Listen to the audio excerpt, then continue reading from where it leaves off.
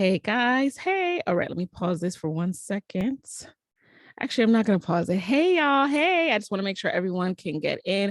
All right, I see the attendees rolling in. Shout out to you guys who are watching this on the replay.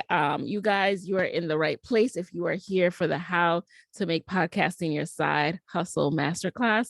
I'm your host, Nikayla. I'm also the host of the Side Hustle Pro podcast, which I think most of you guys know, but just in case you just saw me on an ad or something like that, that's who I am. So again, we're going to be talking about how to make podcasting your side hustle. I'm your host, Nikayla. Come on in. Let me know who's in the chat, who's here tonight, where are you coming in from.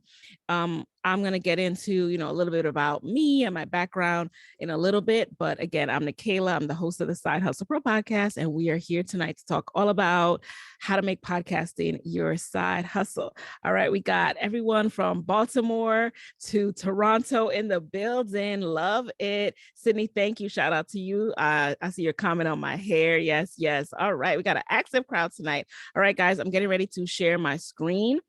And okay, so hold on. Let me get ready to share this screen with you guys.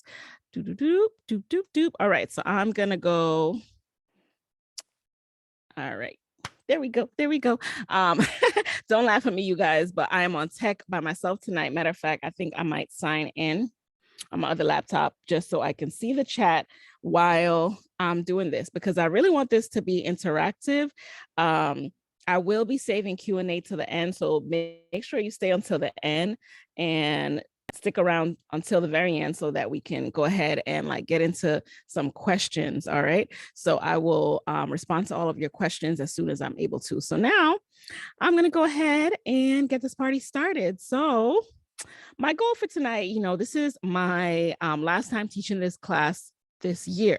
So what I'm really trying to accomplish is to teach you my tips, really, how to make podcasting a true side hustle. I'm going to be walking you through how you stand out as a podcaster in this very saturated market, how to grow those downloads, grow your audience, and how to attract press and sponsorship opportunities. Plus, I will be explaining how you can join the Podcast Moguls Accelerator program. I'm going to pop into the chat just to see how everyone's doing. All right, I think I'm able to pull up the chat, you guys, without that disrupting the screen. Give me a 2 if when I pull up the chat, do you see that on your screen as well? Or am I just seeing that on my screen? Because I want to make sure I'm not disrupting your viewing experience. All right, 2. So, okay, you guys are cool. All right. So, like I said, that's my goal for tonight. And then if you guys stay until the end, like I mentioned, we will have a Q&A. I will be getting and scrolling through and getting all your questions. Plus, I want to give you something. So I want to give you my Libsyn code. So Libsyn is where I host my podcast. A podcast host is where you host the files for your podcast. And with my code, you will be able to go in, host your podcast for the first month and a half for free. So I really love that. I've been using Libsyn for 6 years now. I love them. So you guys will get that code. So now let's go ahead and get focused. Grab yourself a drink. I'm drinking some homemade coffee.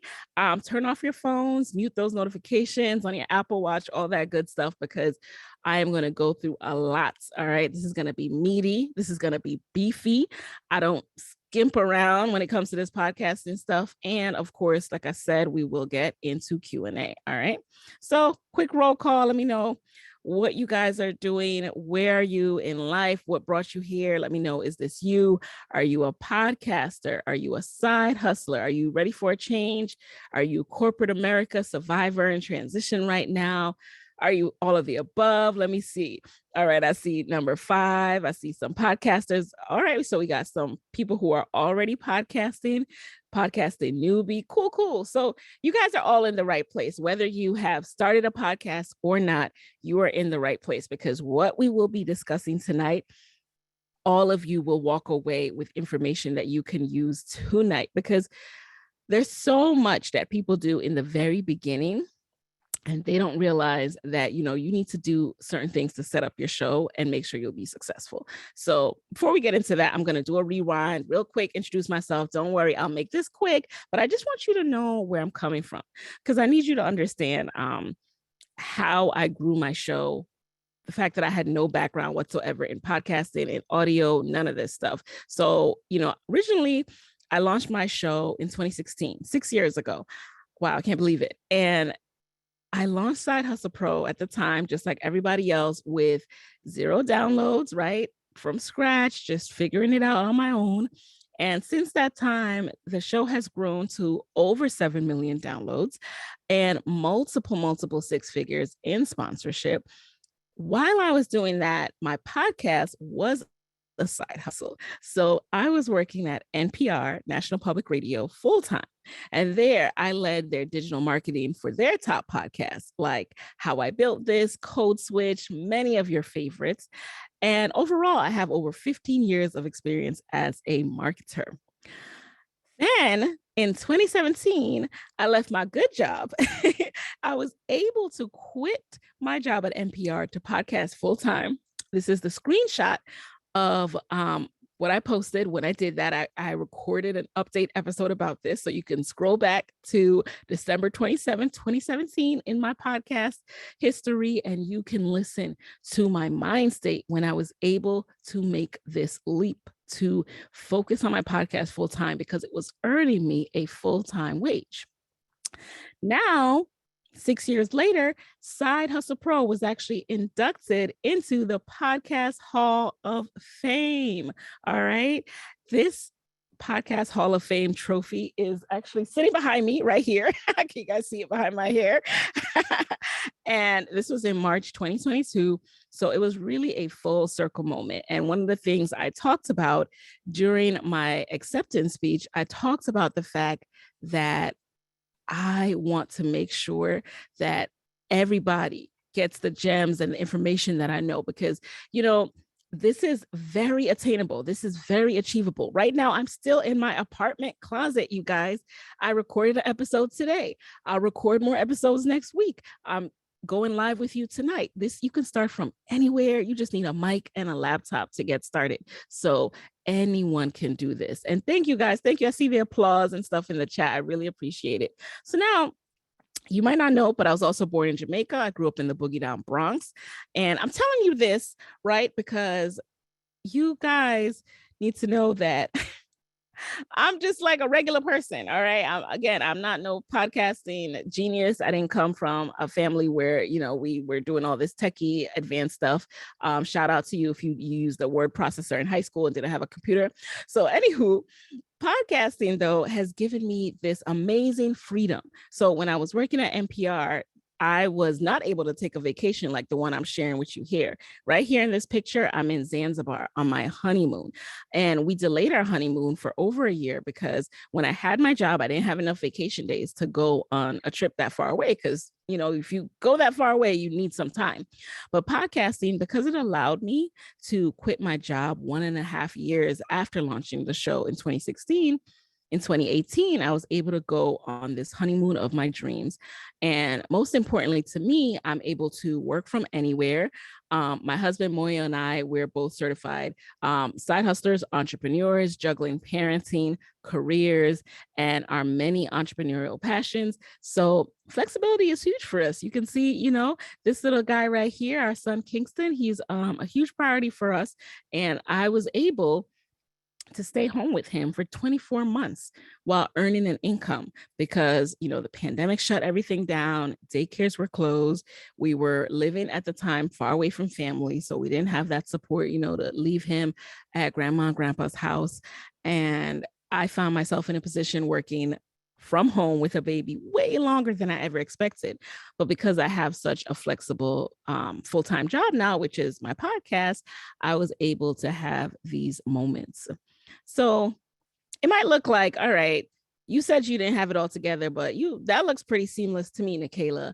Well, the truth is that on the road to podcasting, although I can admit I've done a lot of things right, I've also done a whole lot of things wrong. And these are things that I want you guys to avoid as well. So this was me in May 2015. I know I look pretty happy. I'm graduating. I got my cap and gown. I'm sitting in front of the Michigan Ross School of Business because I was graduating right here with my MBA, my Master's of Business Administration. This was 2015. But inside, what you can't see is that I'm actually freaking out, because at this very moment, I didn't know where I was going to work. So I had this internship at Google in between my first and second years. And the goal is always to get a full-time job after you intern. But I didn't get that job. I was rejected from that, that full-time position. So I was graduating with no job and no money because I had spent all my money going to business school. And I was moving back home to DC to live with my boyfriend with no income. So I felt pretty much like a failure behind that smile. I was masking a lot of anxiety, fear, doubts. When you do something like that and then you feel like you're not walking away with what everyone expects you to walk away with, it can really do a number on your self-esteem. So I got back to DC and I started asking people, what am I good at? Like, I don't know what to do with myself. And everyone kept reminding me of, the fact that I'm a writer, I'm a social media maven, like tap back into that. So because of my awesome, awesome friends and family, I said, let me start blogging again. I don't know where it will lead, but let me start because that is something I do well. And I feel like it will lead me somewhere. So I knew I wanted to build my personal brand because what better way to get visibility, to show a portfolio and get hired by companies for social media marketing than to show them what I can do, right? So I started building out my personal brand. I wasn't sure what that entailed whatsoever. I'm sure many of you are in that same boat, right? You build a podcast, build a platform, build a brand. What does that even mean? For me, it meant I needed to start to learn from people who were further ahead. So I started following online branding coaches like Amy Porterfield, you see here on the left, Maya Elias, who was one of the first people I ever brought a course from online to learn about branding, personal branding, social media branding. And I relaunched a blog. It was super tacky, but I kept going. I had content at the time, but I didn't have a purpose. I knew that, again, I was going somewhere, but I wasn't sure where I was going. But the important thing was that I got started. Just like many of you, the important thing was that I kept learning about this thing that I was interested in, which again was building out my personal brand. And that's when I really learned that you have to be willing to take the first step in life. You have to be willing, even when you don't know where it will lead, you have to be willing to move forward because at least you're moving forward, right? Like you can't help but like achieve something when you just keep putting one foot in front of the other. Like there's no point in looking backward. So I started and continued to blog. This was my header that I made myself in Canva. I'm proud of myself. But yeah, everything about this blog was tacky. It's still up if you want to see it, KaylaKSpeaks.com. All right. So as I'm doing this blog, like many of you, if you've already started your podcast, you probably start pretty broad, right? Like you just have a bunch of interests and things this hodgepodge of things you're trying to put together. Same with me. I was just, sharing different type of articles on my blog. And then I realized that, you know what? I love interviewing people. I love sharing the stories of, for me, particularly, I love sharing the stories of Black women side hustlers and entrepreneurs. I just really saw myself in them and I wanted to know how they were juggling their careers because again, I was trying to get a job. I was trying to figure out my life, but I was starting to also be drawn to entrepreneurship and I wanted to talk to people who'd walked that path. And I was like, why are these stories out here? And that is when the idea for my podcast, Side Hustle Pro Podcast, was born. So if you don't know, I interview bold Black women entrepreneurs who scale from side hustlers to full-time entrepreneurs. Started as a blog. I turned it into a podcast in 2016. And the outcome has been crazy. So a year before launching Side Hustle Pro in 2015, I had never even listened to a podcast. I'd heard the word floating around before, but I didn't know anything about podcasting. It wasn't until this girl was just laughing hysterically as we were walking down the street. And I'm like, what are you laughing at? And she told me she was listening to the Read podcast. And I was like, I have to check this out. I didn't even know what a podcast was until that moment.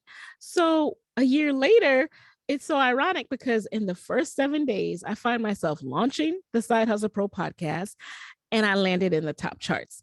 You see Side Hustle Pro here on the left, that's number 10 in marketing.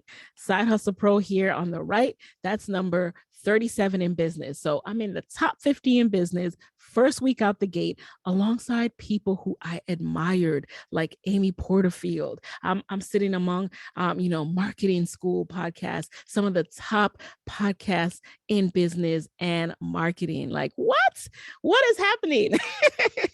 That's what I was thinking. What is happening?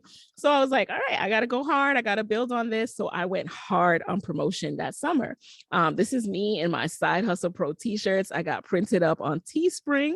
I put up a quick Side Hustle Pro shop, and every conference you saw me at that summer, I was wearing this t-shirt. Okay. This is me. I'm at a conference and I'm pointing at one of their signs that they had. And the sign says, knowing what you already know will keep you where you already are. That was my mindset in that summer of 2016, summer 16. I said, you know what? There's a lot I don't know. I could have been like, high on myself, like, oh, I got my MBA, I graduated with this. But the truth is that I didn't know much about this new world of social media marketing and personal branding and building your brand. I had to keep learning. I didn't know much about how do you grow a podcast? How do you make money from podcasting? I had to keep learning. So I realized that I was onto something. I realized that if I took this seriously and kept learning, I could quit my job. So I said to myself, all right, let me study this world of podcast monetization, sponsorships. And again, I'm an independent podcaster. I'm not on anybody's network. I'm starting this from my bedroom. First I started from my living room, then I moved to our bedroom. Now I'm in a closet and still in a closet 6 years later. So what I did was I looked into how do you get a sponsor, right? And I found this 2-day event sponsorship intensive that was happening in Silver Spring, Maryland. It had nothing to do with podcasts. It was not podcast specific, but I was eager to learn about getting that money. I was like, show me how to pitch sponsors. Okay. So I went to this event sponsorship intensive. I had to pay for it. It was $1,197.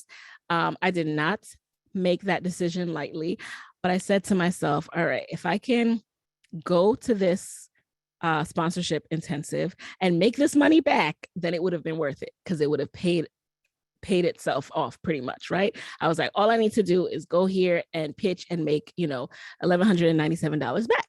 So I go to this thing, right?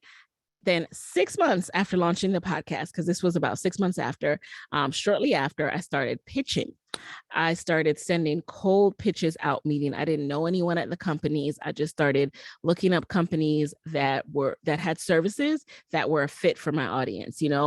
I started thinking about what would side hustlers need? What do entrepreneurs need? What kind of things are we looking for?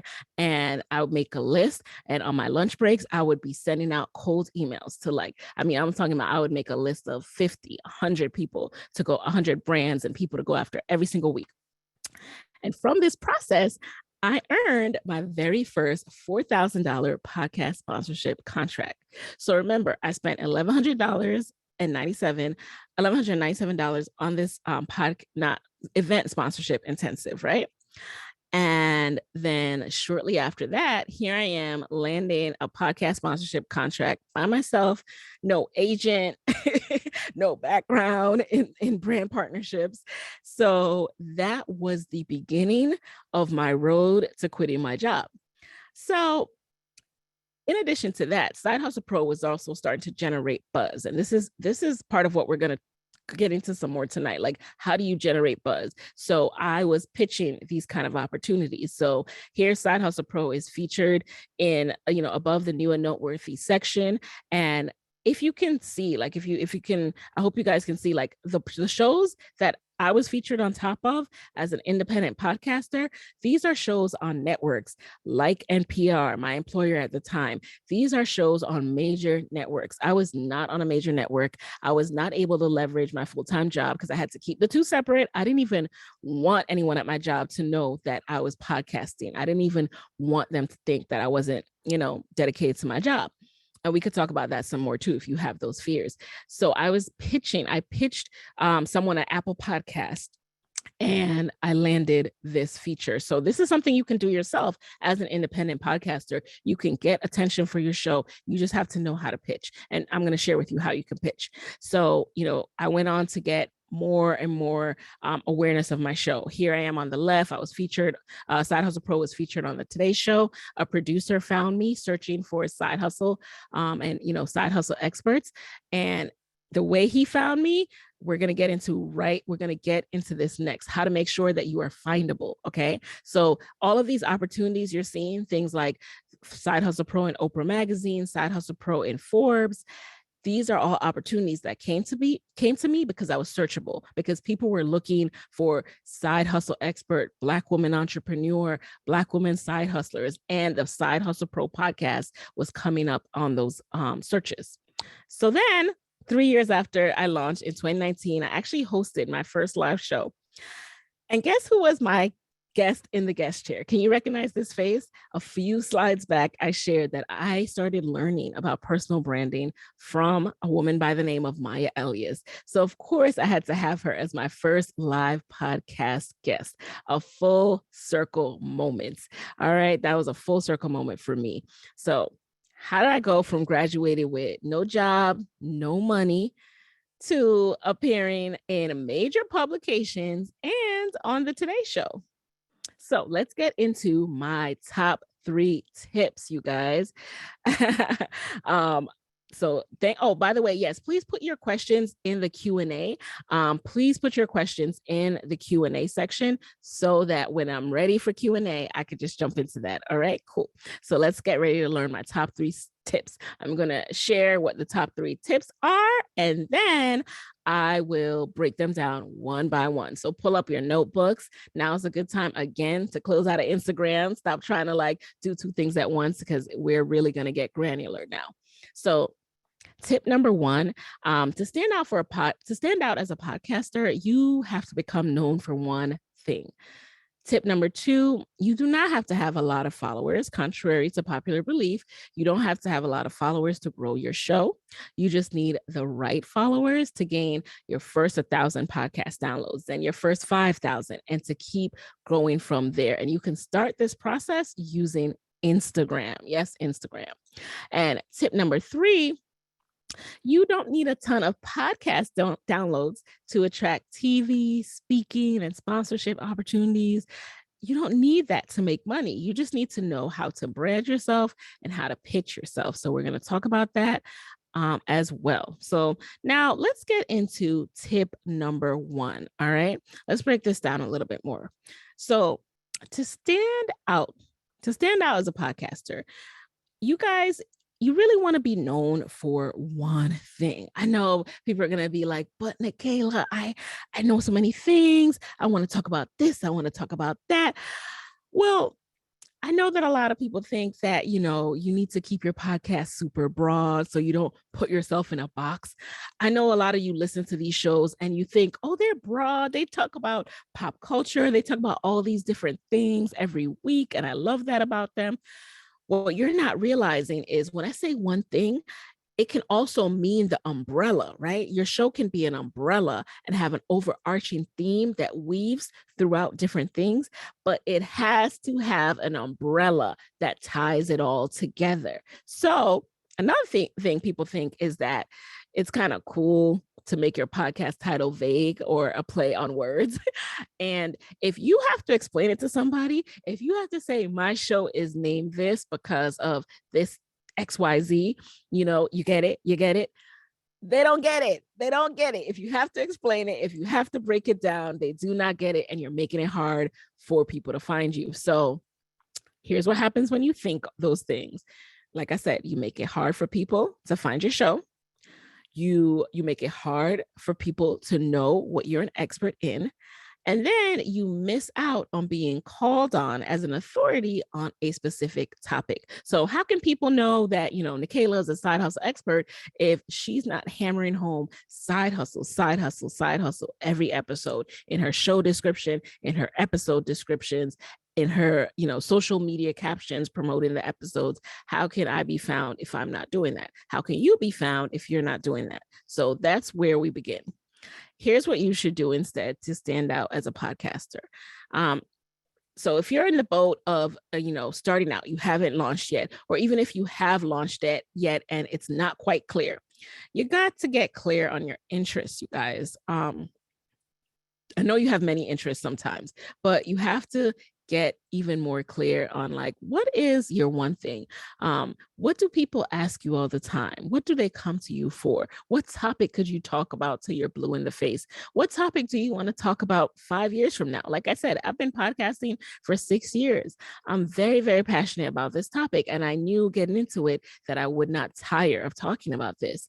And then you also have to make it easy for people to know what your one thing is. So if you've started something and you're not sharing it, you're not talking about it, people are not going to know, like, hey, this person, you should go to them to talk about XYZ, or this person, you have questions about that, go to so-and-so because they know this. All right. So I know this and I can talk about this because I personally made these mistakes in the beginning. I personally started off really, really broad with a vague title for my blog that no one could make sense of. So when I first started my platform, it was called Kayla K Speaks. It was a play on my name, Nicaila, and my middle name.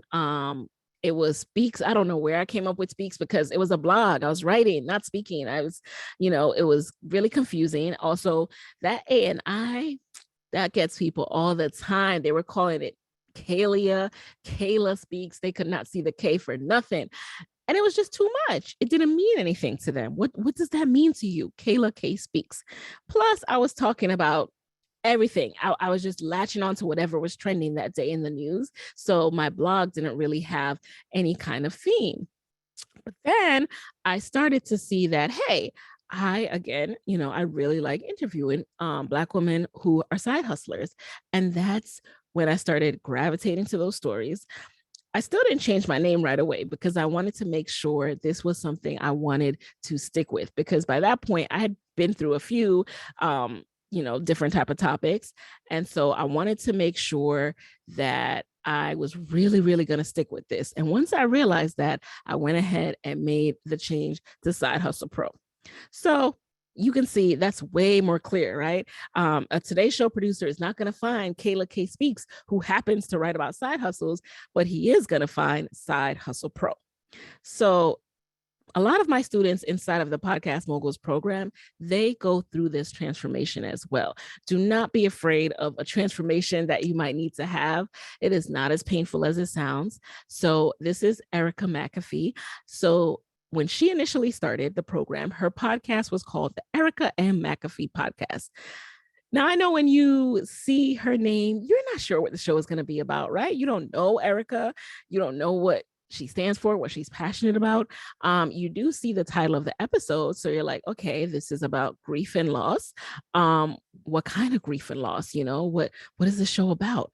And then as we continued to flesh out her passion, her topic, we saw that she was someone who wanted to share the stories of Black women, women of color who had gone through infant and pregnancy loss.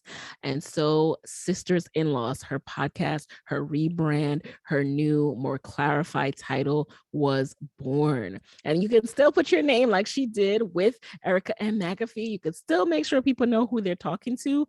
But now, as people are searching for sisters in loss, women who've gone through loss, her podcast is coming up, not only because of the title, but also because of her episode titles each and every week.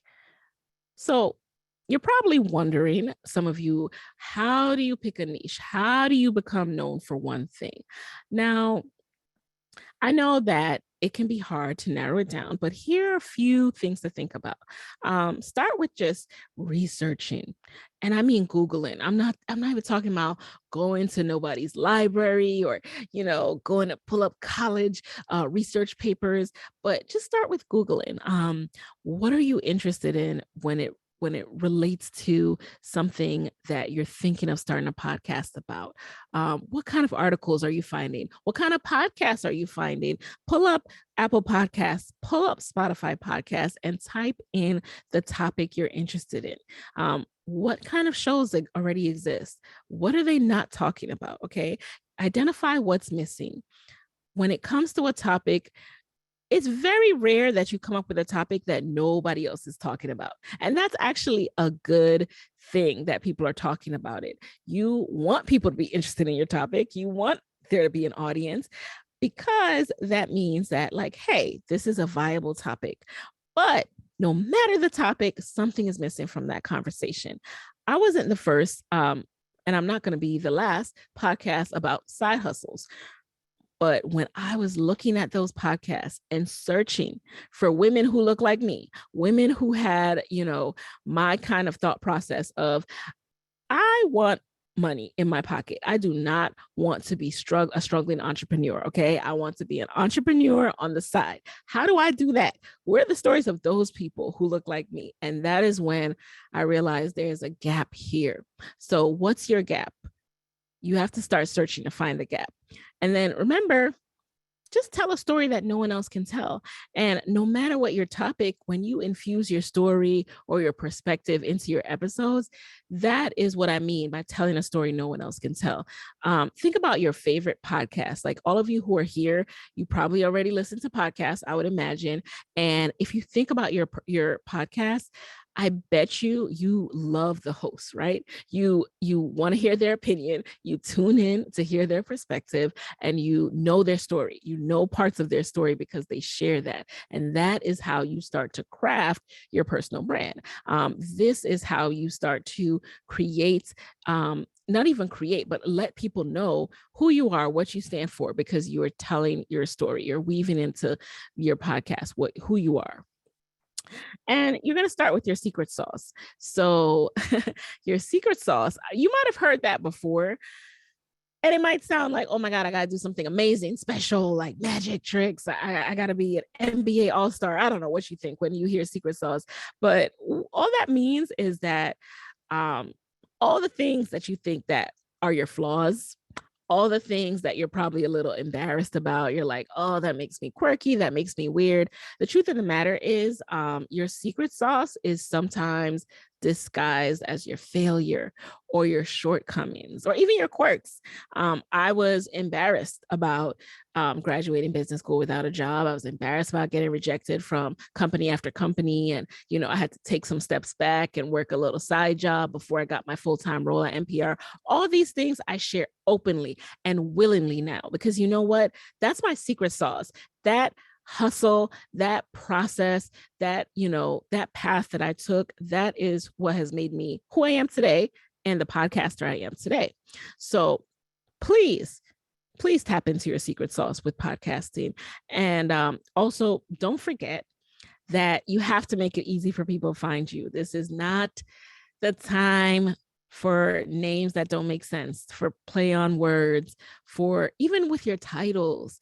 You guys, a lot of people, again, some of your favorite podcasters, they're more established now. So they're able to name episodes things like, don't brush your hair. Like they're able to name it something like really random because that's like their thing and they think that's funny. But for you, when you're starting out, you better be naming that something that is searchable. Okay. I can't tell you how many times people land on my website because they've searched a guest name, they've searched the company of a guest, and I see people, I see what's most searched on my site, and it's usually someone's story. So make it easy for people to find you. Make it easy for people to find you by knowing that your topic and those things are consistently emphasized throughout your website, throughout your titles, throughout your episode, your show description. So as you can see, I'm coming up for Black Women Side Hustle Podcast. I'm coming up for Black Women Entrepreneur Podcast because of that. And like I said, it starts with your podcast name. That's the most critical part. And it doesn't necessarily have to be literal. Sometimes, and I give you some examples of this. When you join, I provide a fast action bonus that kind of breaks down some things to think about, but also inside of the course, I have a naming kind of rubric that walks you through different ways you can be literal, you can be creative, and still help people to know what your show is about. So it starts with your podcast name, it starts with your podcast description, and it starts with your episode titles. All right. So think about, what do you want to be known for? Think about, does your podcast topic align with that? And if not, then change it. If you haven't started yet, change it. If you have started yet, as you can see from me and Erica's story, it's not the end of the world to have to make some tweaks and pivot a little bit. So let's quickly recap that. And again, put your questions in Q&A. I'm gonna go through all of the Q&A at the very end. So stick around. I'm going to go through all the Q&A. All right. So let's recap tip number 1, how to stand out as a podcaster. Number 1, get clear on your interests. Number 2, pick a niche, AKA your one thing. Number 3, make it easy for people to find you and know what your one thing is. And how do you become known for one thing? You can start by researching your prospective topic, identify what's missing, identify the gaps, tell a story no one else can tell, infusing your perspective and your own story. Start with your secret sauce, which is often the things that you're embarrassed or that you think are quirky about you. And then one more time, I'm not going to stop saying this, please make it easy for people to find you. So that is tip number 1. All right. So cool. I love the comments that are coming in, you guys. And again, questions, go over to the Q&A tab. All right. So now let's get into tip number 1. You guys, you're going to want to screenshot this. I'm cool with that. You're going to want to, get your notebook out for this. I'm cool with that. Whatever you need to do, because this is extremely, extremely important. Okay. So tip number 2 is that you don't have to have a lot of followers to grow your show. You just need the right followers to gain your first 1,000 podcast downloads using what? Instagram. Yes, Instagram. So most people do think that you need all these followers on Instagram to promote anything. And I mean, honestly, with the way the algorithm is these days, we're all on the same even playing field at this point. So don't even worry about that. And most people even think that your Instagram feed needs to be this perfectly color coordinated with filtered photos in the perfect sequence.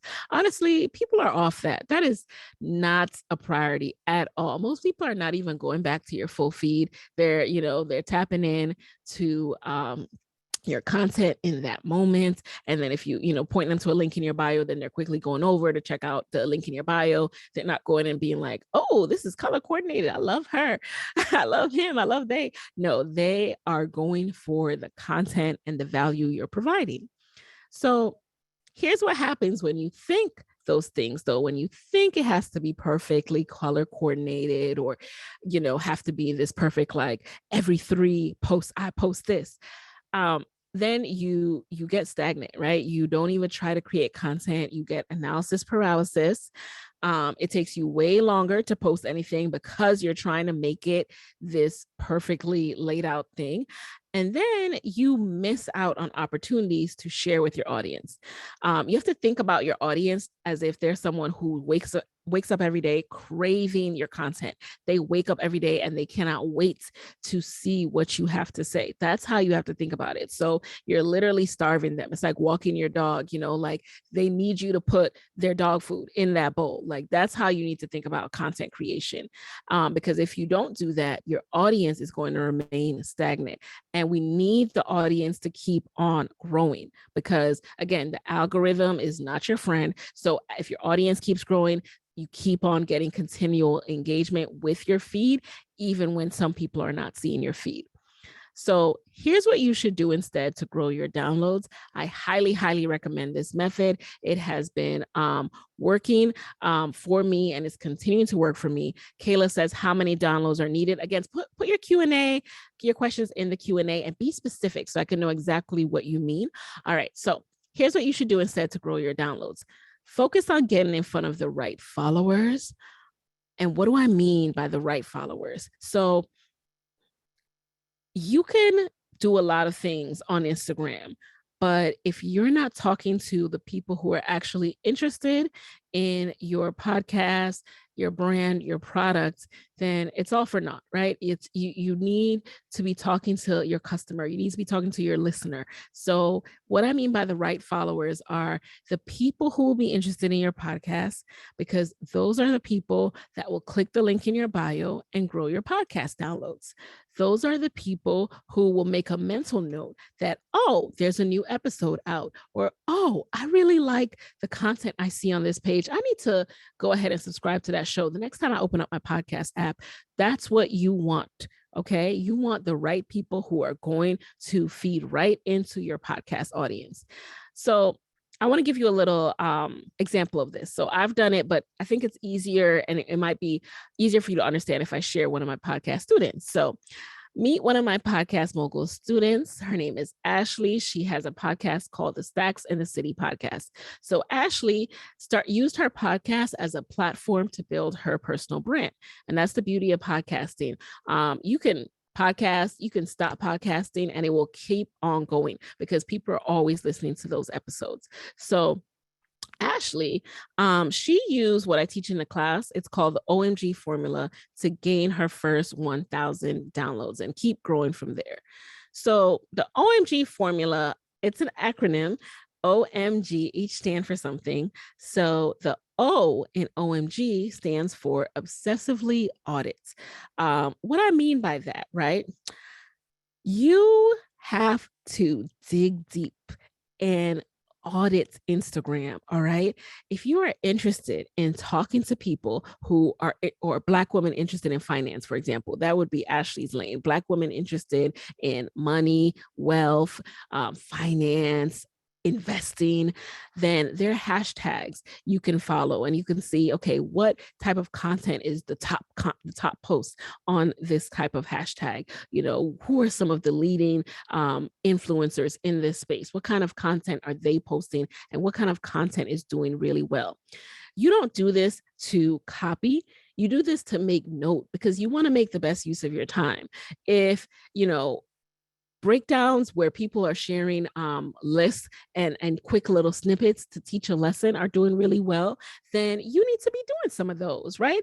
You need to be testing some of these things. So when you're obsessively auditing, I want you to make a list of some of the type of content you're going to try to do, whether that's a reel where you share tips, whether that is a static image, whether that's a post with several images, whether that is, you know, infographic. You're going to make note of all of the different type of content you see. So you're going to obsessively audit. The next thing you're going to do, so this is just another example, obsessively auditing a hashtag. You could also obsessively audit a person, right? So if an influencer is really, really big in this space, if someone who has another podcast and that's talking about that topic and you're like, oh, I like what they're doing, I want to do this spin on it, but I still love how they have built their brand. You're going to obsessively audit. And again, research, what have they done? How do they do this? How do they talk to their audience? What kind of content do they create? And then make a list of, okay, here's some content types that I'm going to test out.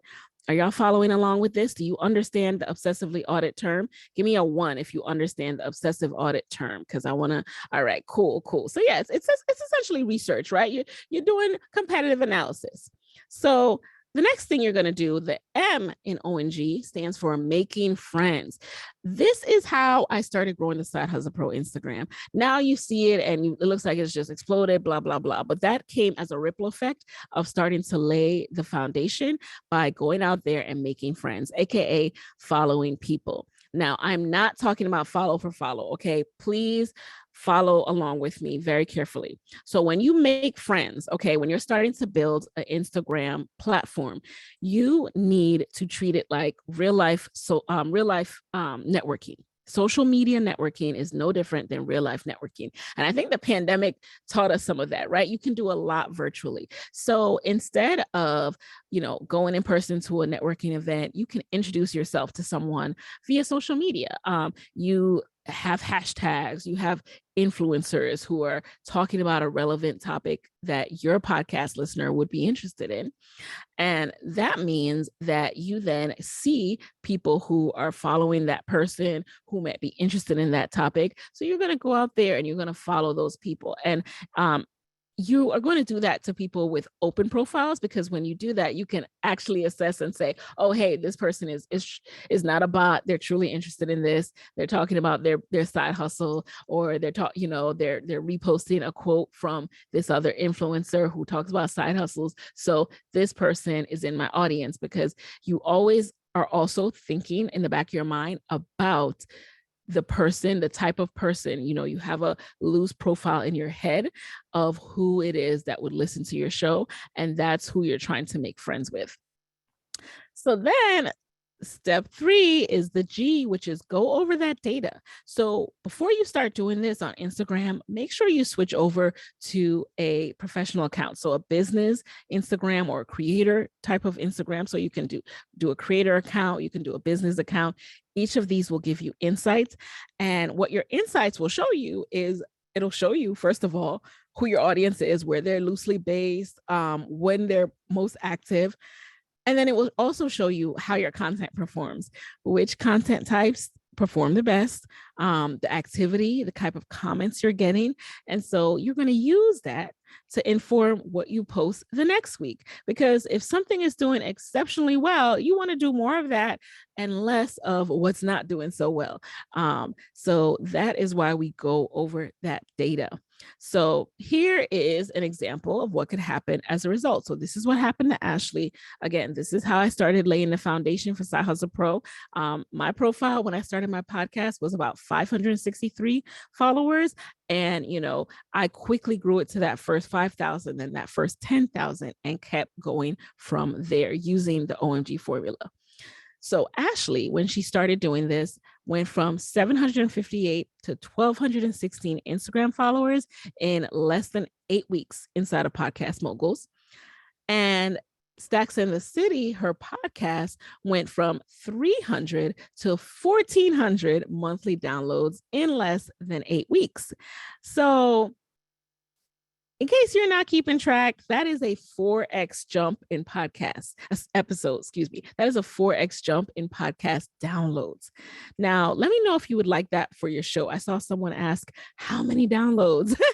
How many downloads would you like for your show? How much are you willing to go out there and find your listeners?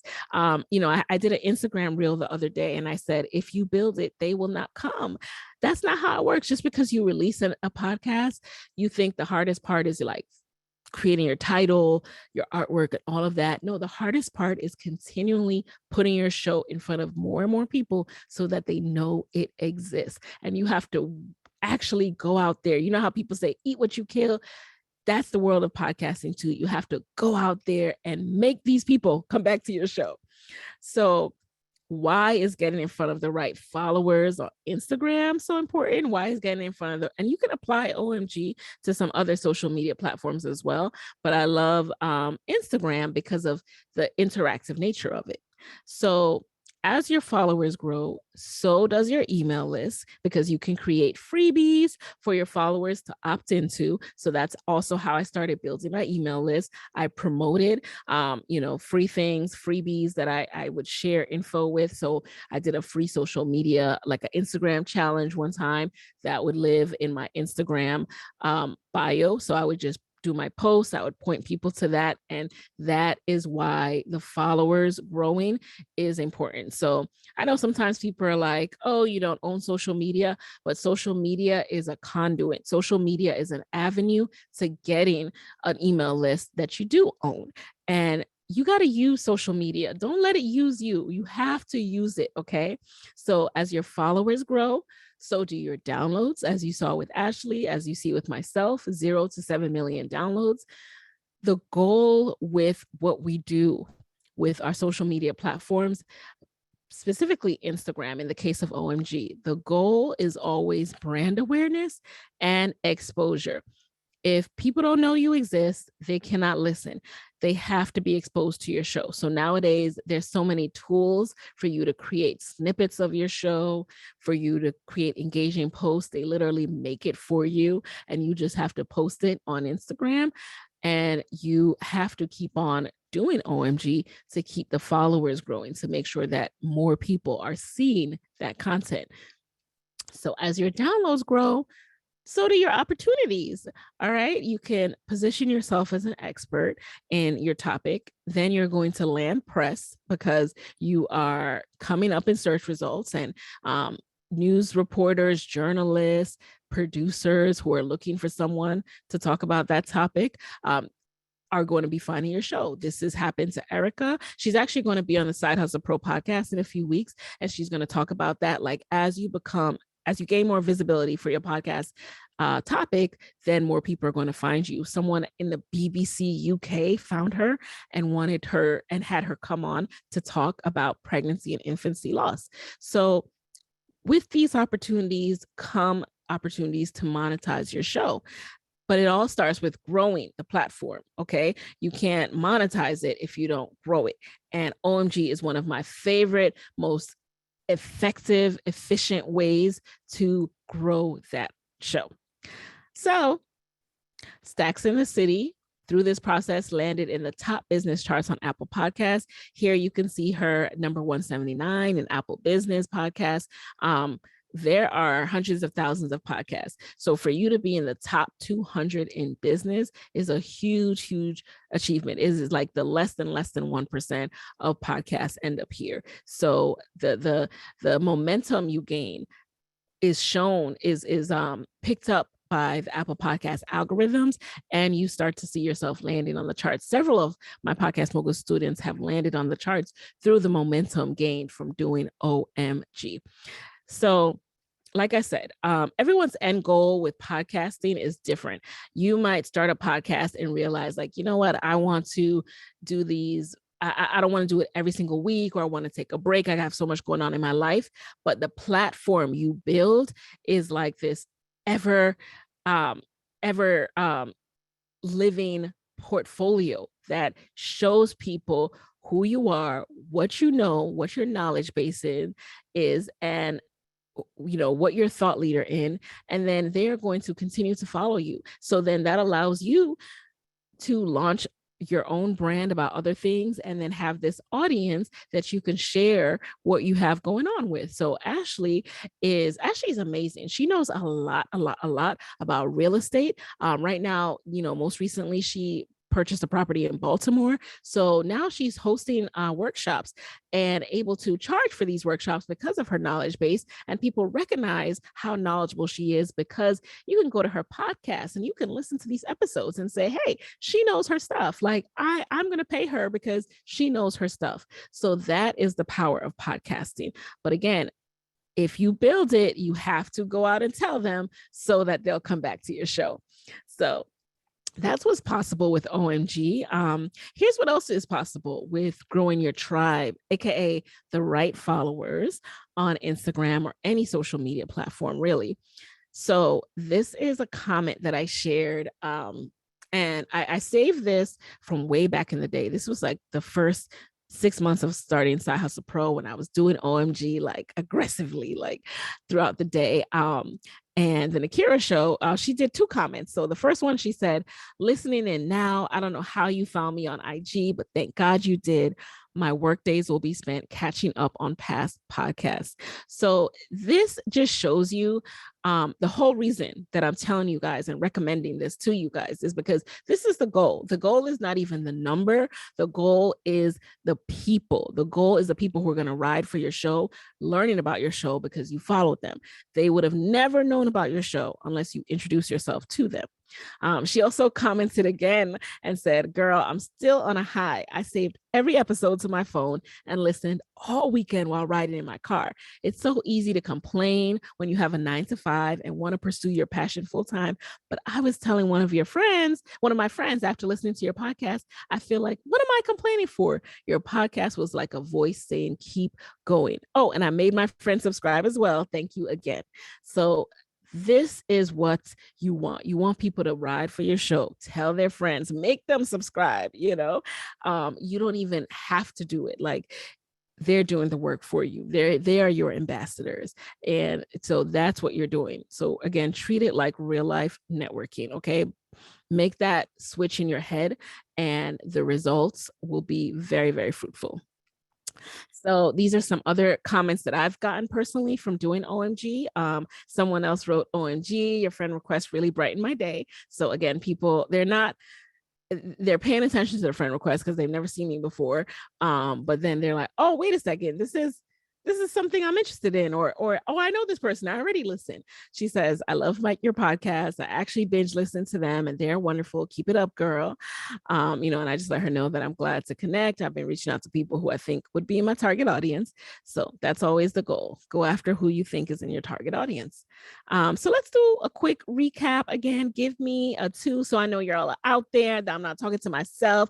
If this is resonating with you guys, if you are taking stuff away, if you're there, if you're listening. All right, I see it coming in. Thank you, thank you, thank you. So again, how do you gain the right followers on Instagram? Obsessively auditing, making new friends, okay? Going over that data. All right. Oh, so I already did the check-in, y'all. But let me know with a yes if this is indeed helpful to you guys. Dion says we're quiet because we're engaged. Okay, good. I'm like, are they out there? All right, cool. So everybody take a sip of your water. Taking a sip of my coffee, and we're going to get into tip number 3. And again, I see the Q&A. They're over 33 now. So I'm really excited to get into these. So I'm going to, after we get through tip number 3 and a few more slides, then we'll get into Q&A. So tip number 3 is you don't need a ton of podcast downloads to attract TV, speaking, sponsorship opportunities. You just need to know how to brand and pitch yourself. You have to start thinking of yourself in that in that way of like, how would I pitch myself? How would I sum up what I do and what I know? So when you think, though, that it's going to be this hard thing, you miss out on opportunities to add value to every room you're in. You miss out on opportunities to connect with people who need your point of view. Remember, what I said, you have to think about this, like people who are listening to your show, they are actually waking up with expectation, waiting for your content. That's how you need to approach creating content and going out there and pitching yourself. Like, people need me on that stage. They need me in your magazine. Like, they need this info. So here's what you should be doing instead to start getting features. All right. First of all, learn what the publication or the conference you want to be featured in or speak at is looking for. If you want to be on the Essence Fest stage one day, look at the past 3. At this point, we got to go past 3, right? Because of a few years with no Essence Fest, but go back the last 5 or 10 years. You could just Google, Essence Fest 2017, 18, 19, and you'll see the panels, you'll see, what they had going on, and take note of what kind of sessions, what kind of buckets they had. So, health, entrepreneurship, what's missing? What would you add to that table? So you're going to get your portfolio ready. You're going to know your story, and then you can start pitching. So I'll break each of these down a little bit more. I just wanted you to know what the focus is when it's time to start building your brand and thinking about how I get paid, how I get press, how I get speaking gigs. So like I said, you got to research where you'd like to speak. Okay. You have to, really know, like, what is this thing? I can't just say, oh, I want to be on the Essence stage one day. I want to get paid for a brand trip. That's cool. That's good. That motivates you. That I want to, that motivates you. But now you got to find out, okay, what does it actually entail? So again, evaluate the theme, the topics for that year. Determine what you bring to the table, right? Develop a list of 3 potential topics. So I hope you don't get confused with this, right? So obviously I'm telling you to focus on one thing when it comes to your podcast, but when you go out in the world and you do speaking engagements, you get to vary it a little bit. So I'm Nicaila Matthews Akome. I have a podcast. I'm the host of the Side Hustle Pro podcast. I am an expert in podcasting, social media marketing, and in goal getting and side hustling, right? So when I speak at conferences, I can pitch on any of those topics depending on what the depending on what the conference needs. And my experience on the podcast still backs up all of that, because I, within my secret sauce and within my telling a story no one else can tell, all of those things come out in my journey. So those are my 3 potential topics: podcasting, social media marketing, side hustling. So then you're going to outline the key takeaways you would provide the audience. And you should know that for each of the 3 topics. So you're not going to pitch the conference all 3 of those topics, just to be clear, but you're going to have 3 topics that you can speak about in, a magazine or on a stage at all times. You're going to know those. Okay. So you can vary it up. If they're like, we already have an entrepreneur person, could you possibly talk about, podcasting? And I can say, sure, I can do that. So that's what you want as well. And then you're going to develop your portfolio. Okay. And you're going to know your story. So I'll get into the portfolio in the next slide, but yeah, you're going to develop your portfolio, know your story, clearly illustrating why you are the person to speak to that topic.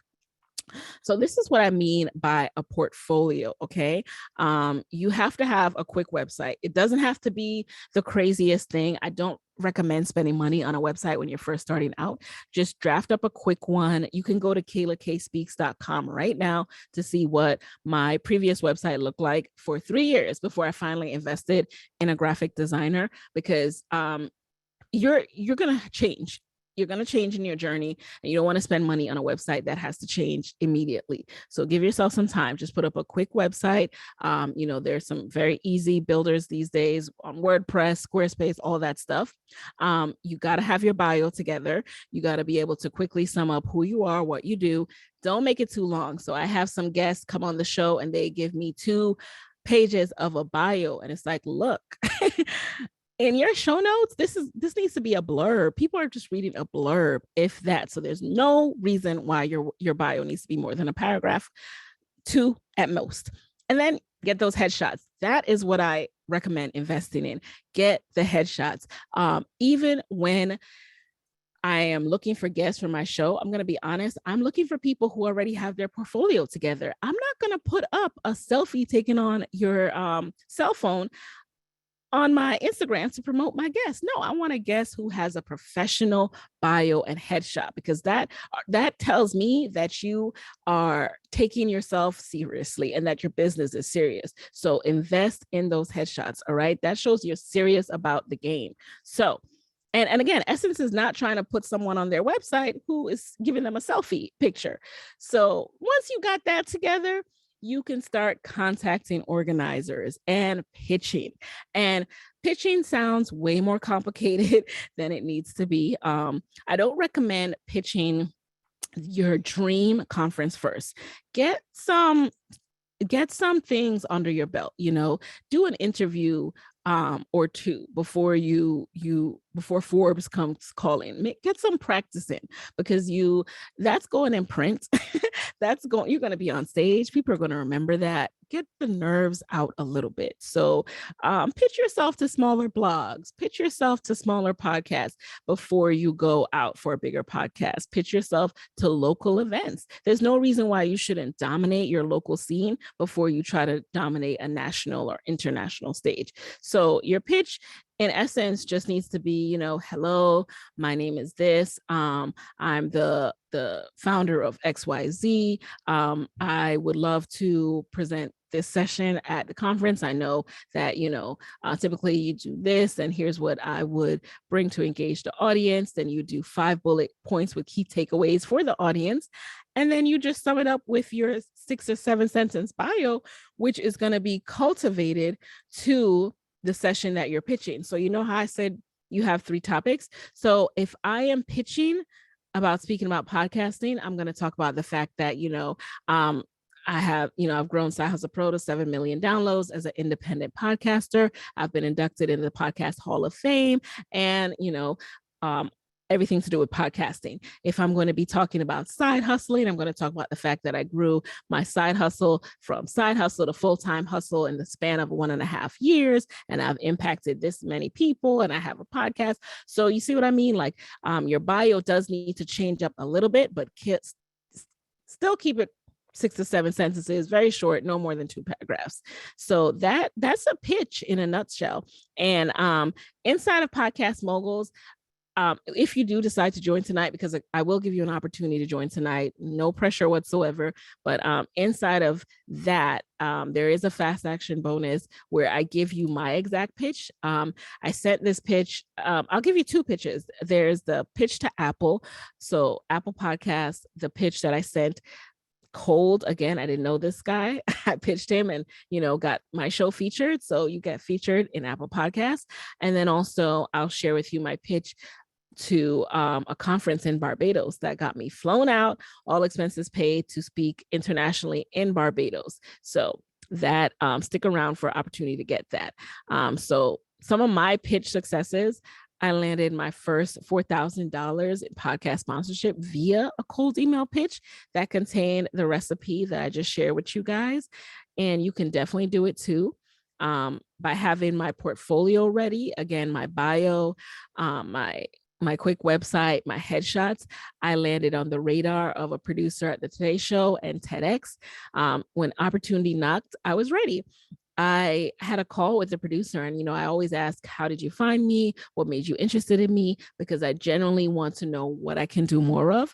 And one of the things he said is, when I'm going into the room to pitch to the decision makers, who's going to be the face of this segment, I need to, select someone that has a package that makes it easy for them to give me a yes. So he's not trying to compile all of these different parts and say, hey, I found this about her on Instagram, and then I found this. No, like, he wants to go to your website that shows your highlights, your bio, that you have professional headshots, and that's how it's done, you guys. So I heard it from the producer himself. So this is why I'm sharing it with you guys. Like, this is what has helped me to get picked, because I make it easy for them.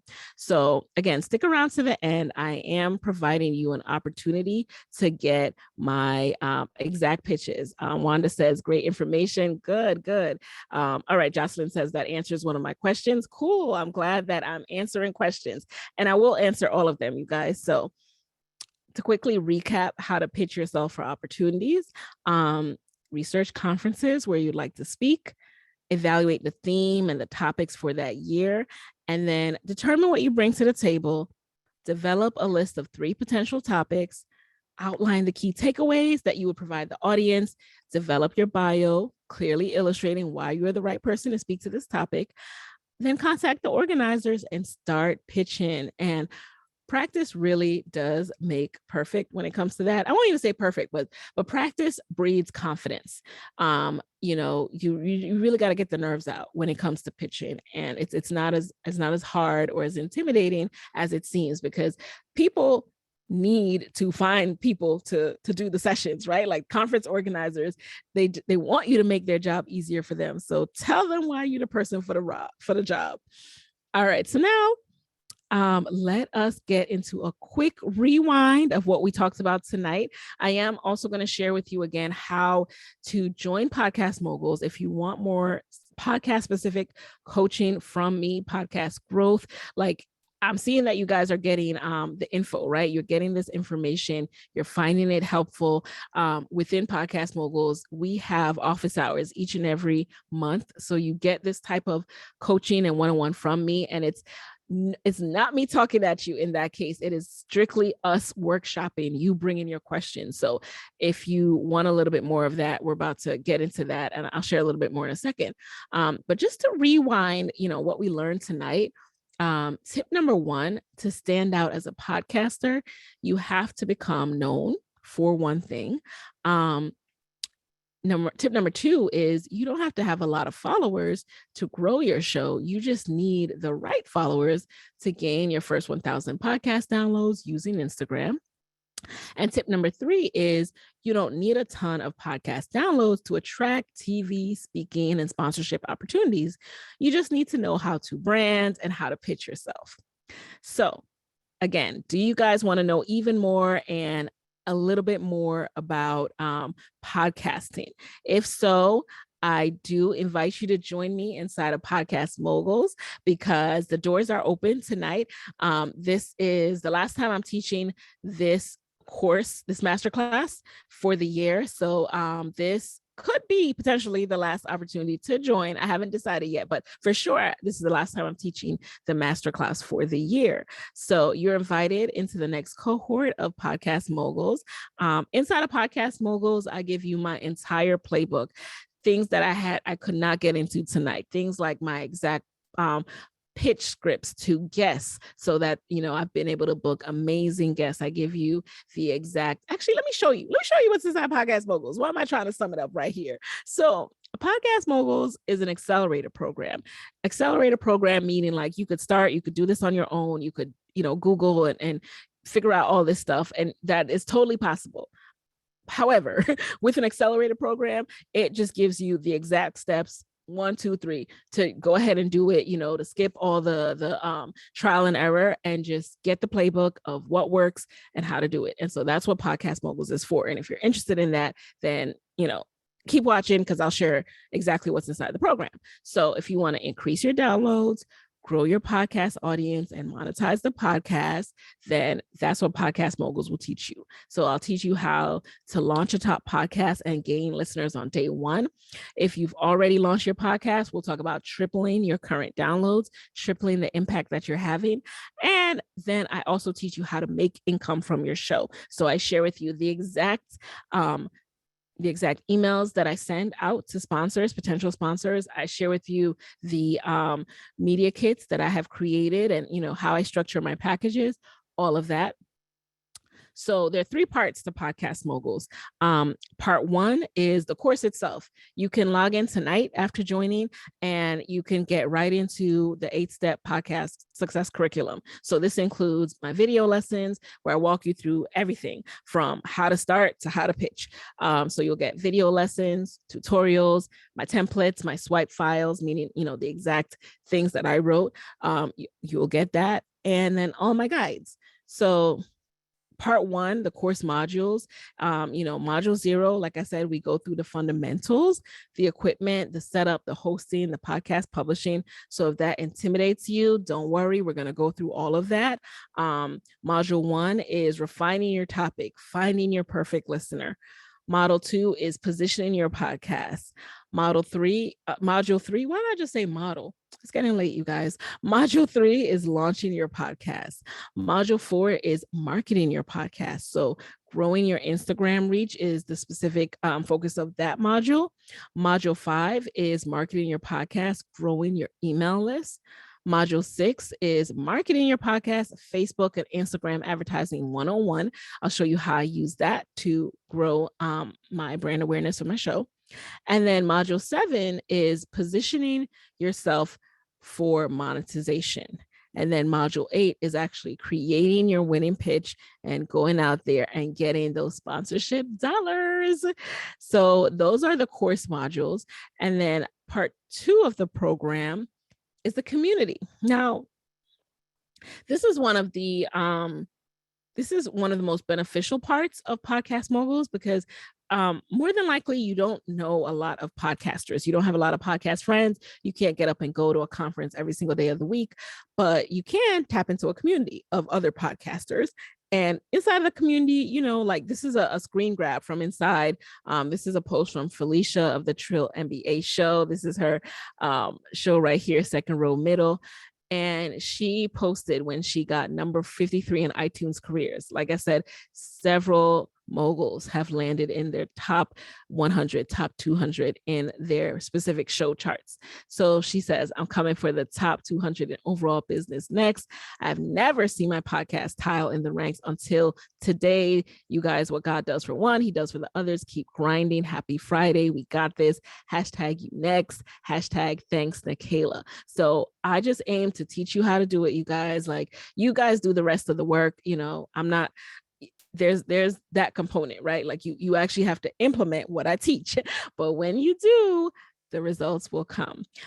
So part 3 of Podcast Moguls is the coaching. So like I said, we meet monthly, just like we're meeting tonight. I'm not talking at you. In this case, we're doing our group call, and we're talking through everyone's specific challenges, what's going on. You receive personal guidance from me. We do deep dives on topics, and we even have special sessions. I'm losing my ability to speak, apparently. And here you see in this session, I actually brought in my podcast producer to do a deep dive on editing. And this session, again, if you join tonight, you will see it, because I keep this session so that everybody can continue to refer back to it, because we all start out editing our own show. So we all run into some challenges at some point. So you can go back to this, and there are definitely great tips in there that can help you with your editing. So this is what Shirley McAlpine, the host of the She's Got Drive podcast. Here's what Shirley has to say about being inside the program. She wrote, I only started implementing her marketing strategies about 3 months ago, and this is what I found. I had at that point 25,000 downloads. And in the last 3 months, I'm now at 46,000 downloads. Her strategy absolutely works. So, I could talk till I'm blue in the face, but the actual Podcast Mogul students, I think that's who you really need to hear from. So this is Fritz of the Coin Gamma podcast. Fritz, he launched his podcast because he's just obsessed with cryptocurrency and digital currency, and wanted to just create a space to do a deep dive, talk more about it. And then he ends up being flown out to speak at over 5 conferences, being flown out internationally to speak at conferences, and it all came because of the podcast. So again, you can use podcasting as a launching pad to do anything. Even when you aren't regularly producing episodes, your podcast lives on, okay, speaking for you. So inside of the program, you're getting monthly live coaching sessions. So I just want to, quickly give you a summary of the value, because I cannot overstate it. Like this, there's a lot of value inside of Podcast Moguls. You're getting unprecedented access to me, my brain, my podcasting experience. You're getting these monthly live coaching sessions. Everyone who joins gets 4 live coaching sessions, and a one-on-one with me is 1,000. You're getting, all of this inside of the program.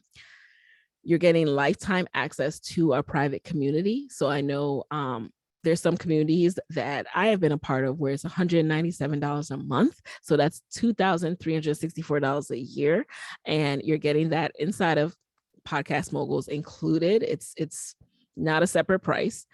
And you're also getting all of my sponsorship pitch letters and my media kits. So I paid, $1,197 for a event sponsorship intensive that wasn't even podcast specific. So what you're getting is what I have learned through trial and error actually works, actually reels those sponsors in.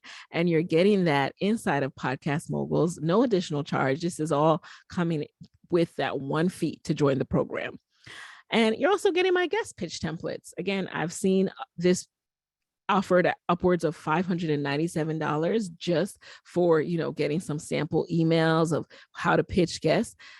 But that's included inside of Podcast Moguls. And when you invest in Podcast Moguls, you're also getting Master the Gram. So this is my dedicated Instagram course if you want to do a deep dive.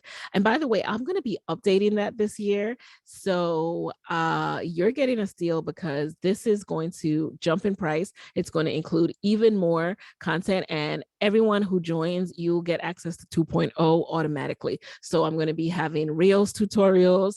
I'm going to be, showing you more about OMG, what's working these days versus what was working before. So within Podcast Moguls, within your fee, you get Master the Gram, and you get Master the Gram whenever it's updated. 2.0 is yours as well.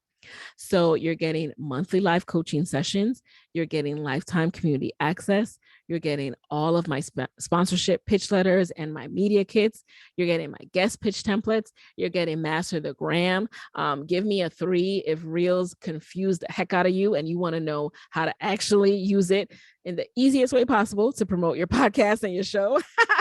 Jasmine has multiple 3s. All right, so I need to make that one quick. All right, say no more.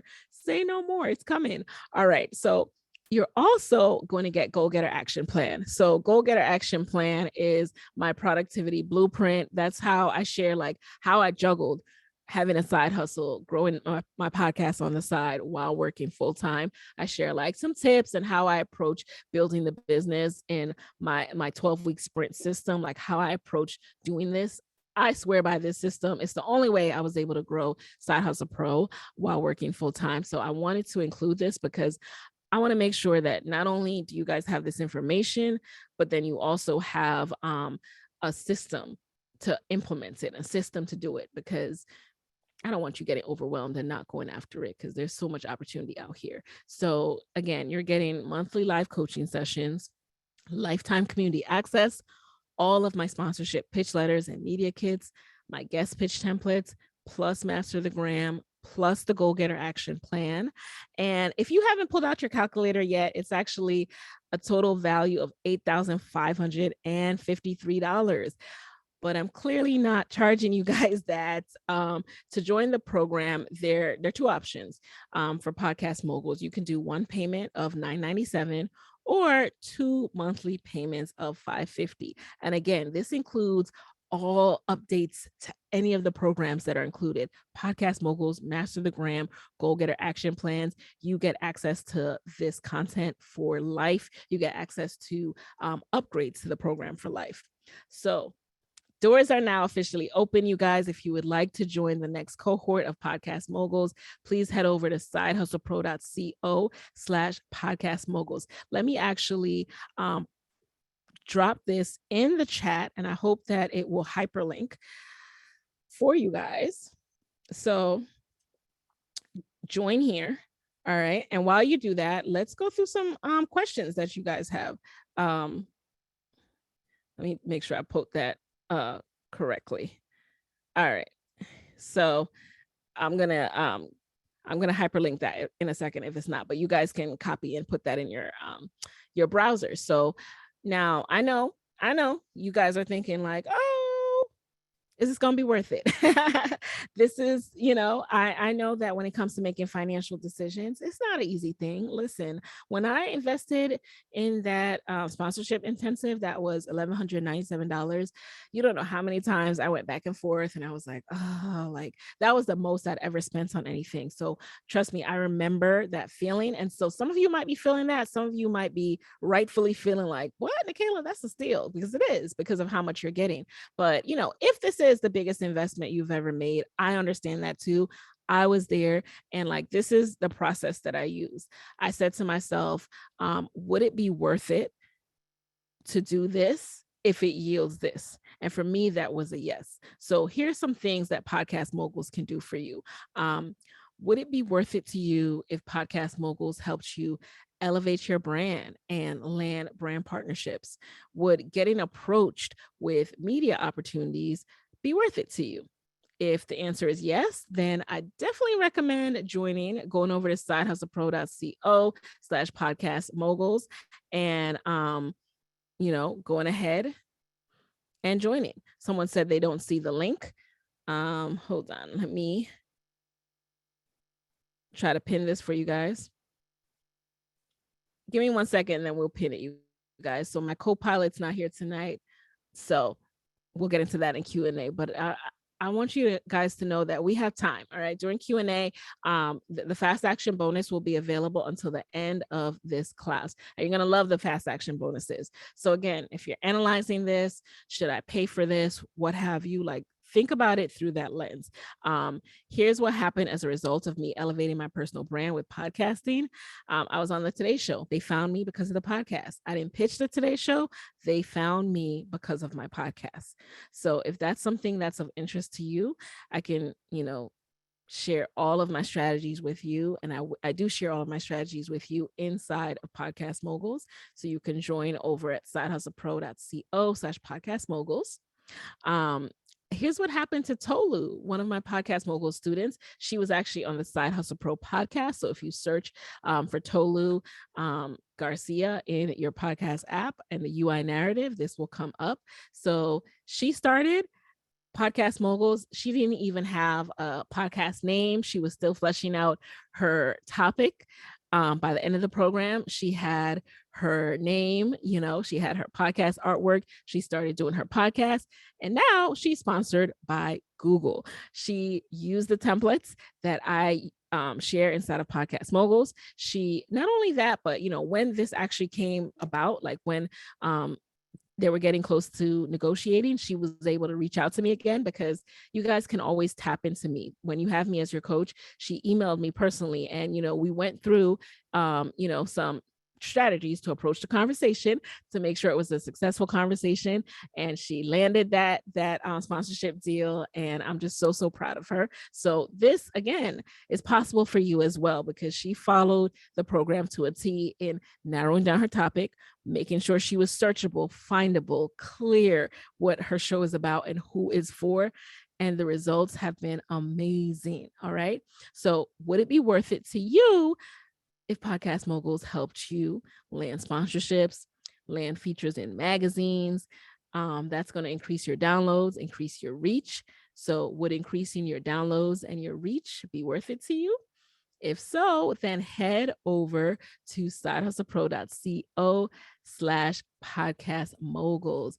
You guys are so welcome. I'm so glad that you like the information tonight, and I would love to work with you. By the way, let me know when you've joined so I can give you an official shout out tonight in the class, because I would love to coach you guys. All right. So that's what happened to Shayla of Black Girls Wine podcast.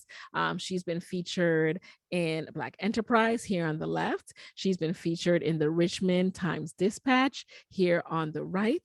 And she is one of your fellow moguls that you'll meet instead of Podcast Moguls. So you really just have to be willing to take that first step. Thank you so much, Callie, for resharing that. Hey, Sydney, welcome. Whoop, whoop.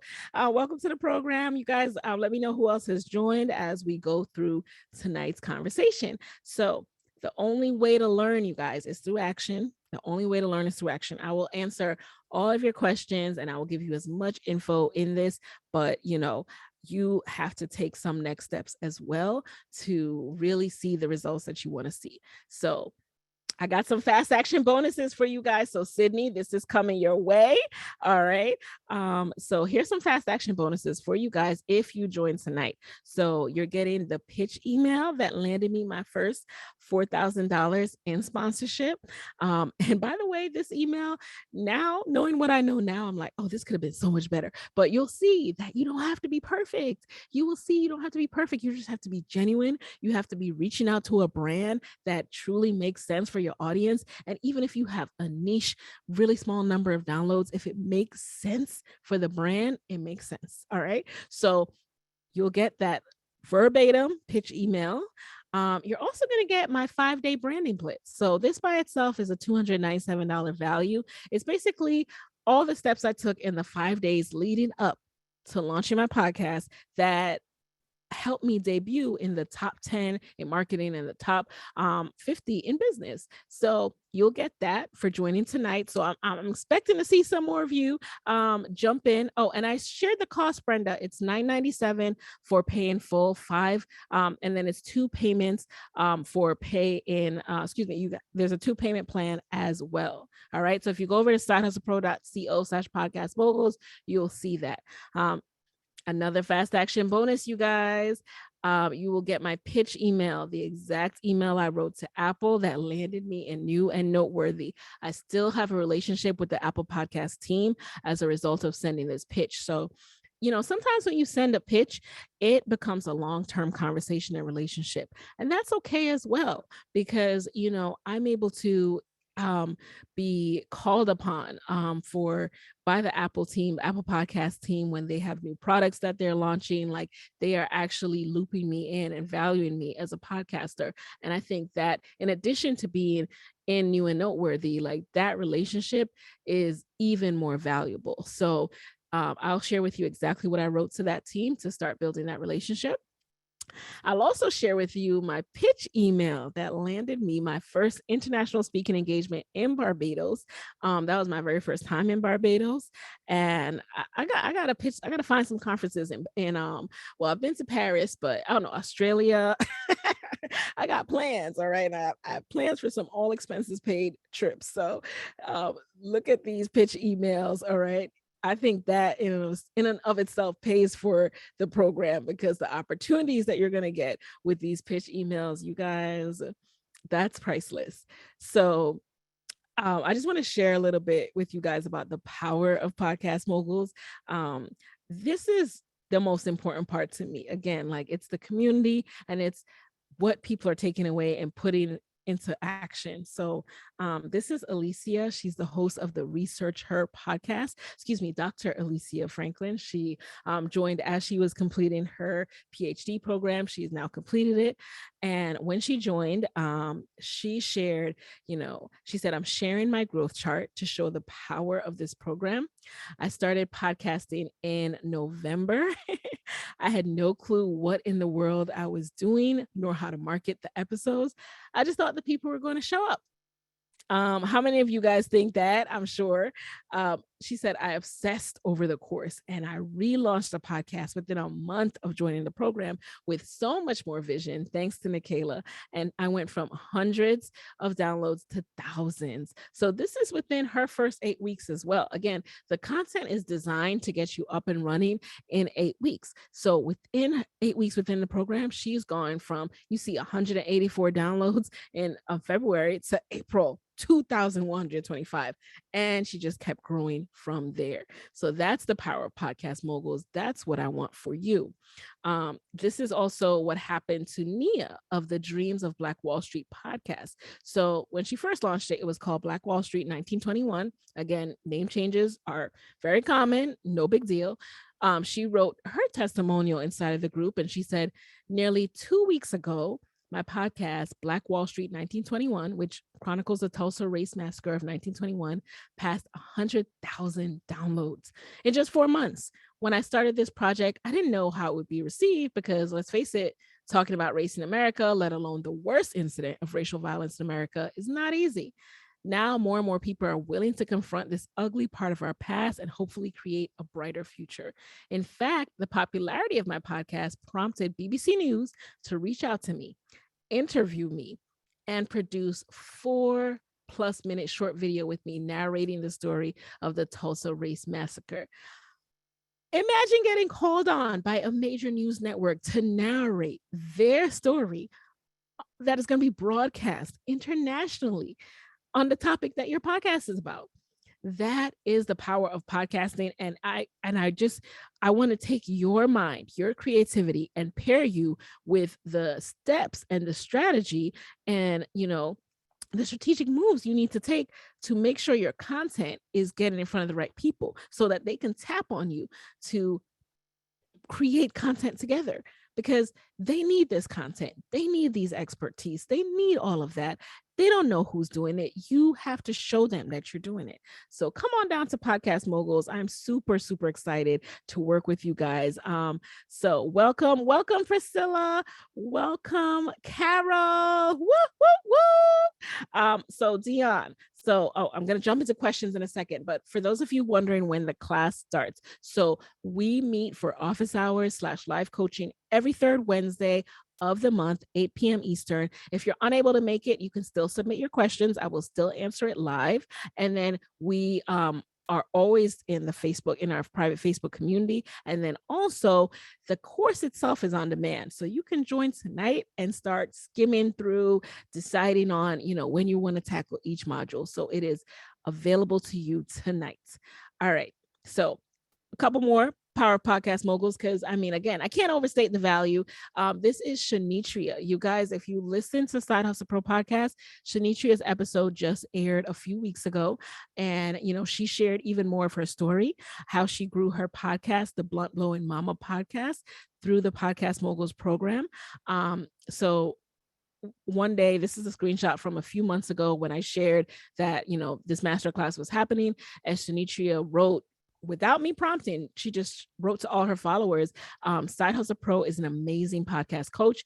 As someone who is one of her Podcast Mogul students, I can truly say she helped me get Blunt Blowing Mama podcast off the ground, grow BBM's IG page. I only had 3K followers when I started her program, and through her techniques, I've grown organically to over 21,000 engaged followers. Because of Podcast Moguls, I was able to find my tribe, and she even gave me helpful advice when I started BBM clothing line too. She really knows her stuff. And if you want to build a successful podcast, then her Podcast Moguls program is worth the investment. So take it from Shanitria. All right. So again, the link is sidehustlepro.co/podcast moguls to join. Option one, $997. Option two payments of $550. And you have until Friday, July 22nd at 12 p.m. to join this current cohort. Remember though, that when you pay tonight, you qualify for the fast action bonuses that I went over. So you'll get my pitch emails to Apple, my pitch emails that landed me my first $4,000 in sponsorship, my pitch email that got me flown out to Barbados, and my 5-day branding blitz, the steps I took to jump out the gate, land in the top 10 in marketing and top 50 in business in my first week of podcasting. You get all of that as a fast action bonus.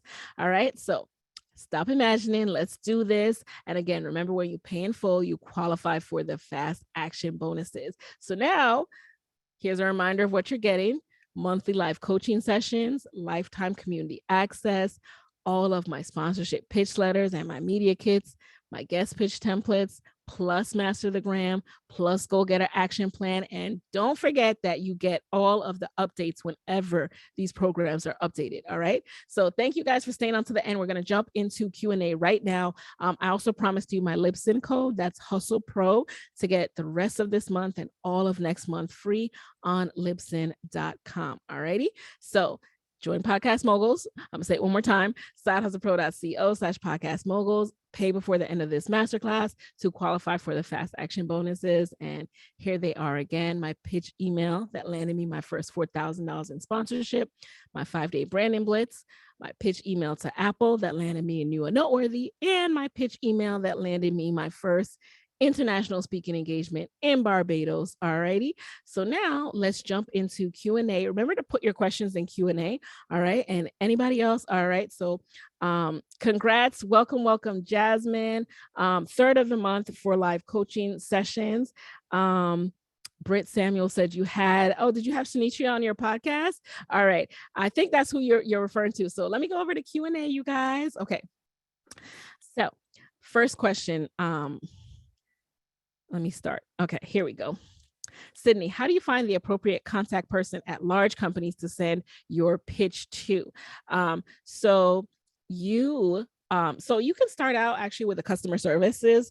So sometimes when you don't know a person, you can just start out with the email that's on the website, and then you say, to whom it may concern, or hi sponsorship team. And then you say, if this is not the correct email, can you please forward it to the right email? So that's actually how I landed my first $4,000 in sponsorship. I emailed, I could tell you guys it was FreshBooks, and I emailed, info ad or something. And then I put that, and they forwarded it on to the right person in partnership. So don't stress too much about that. If you happen to see someone on LinkedIn, you can send an email, and, you can pitch them that way and then ask them for their email to continue the conversation.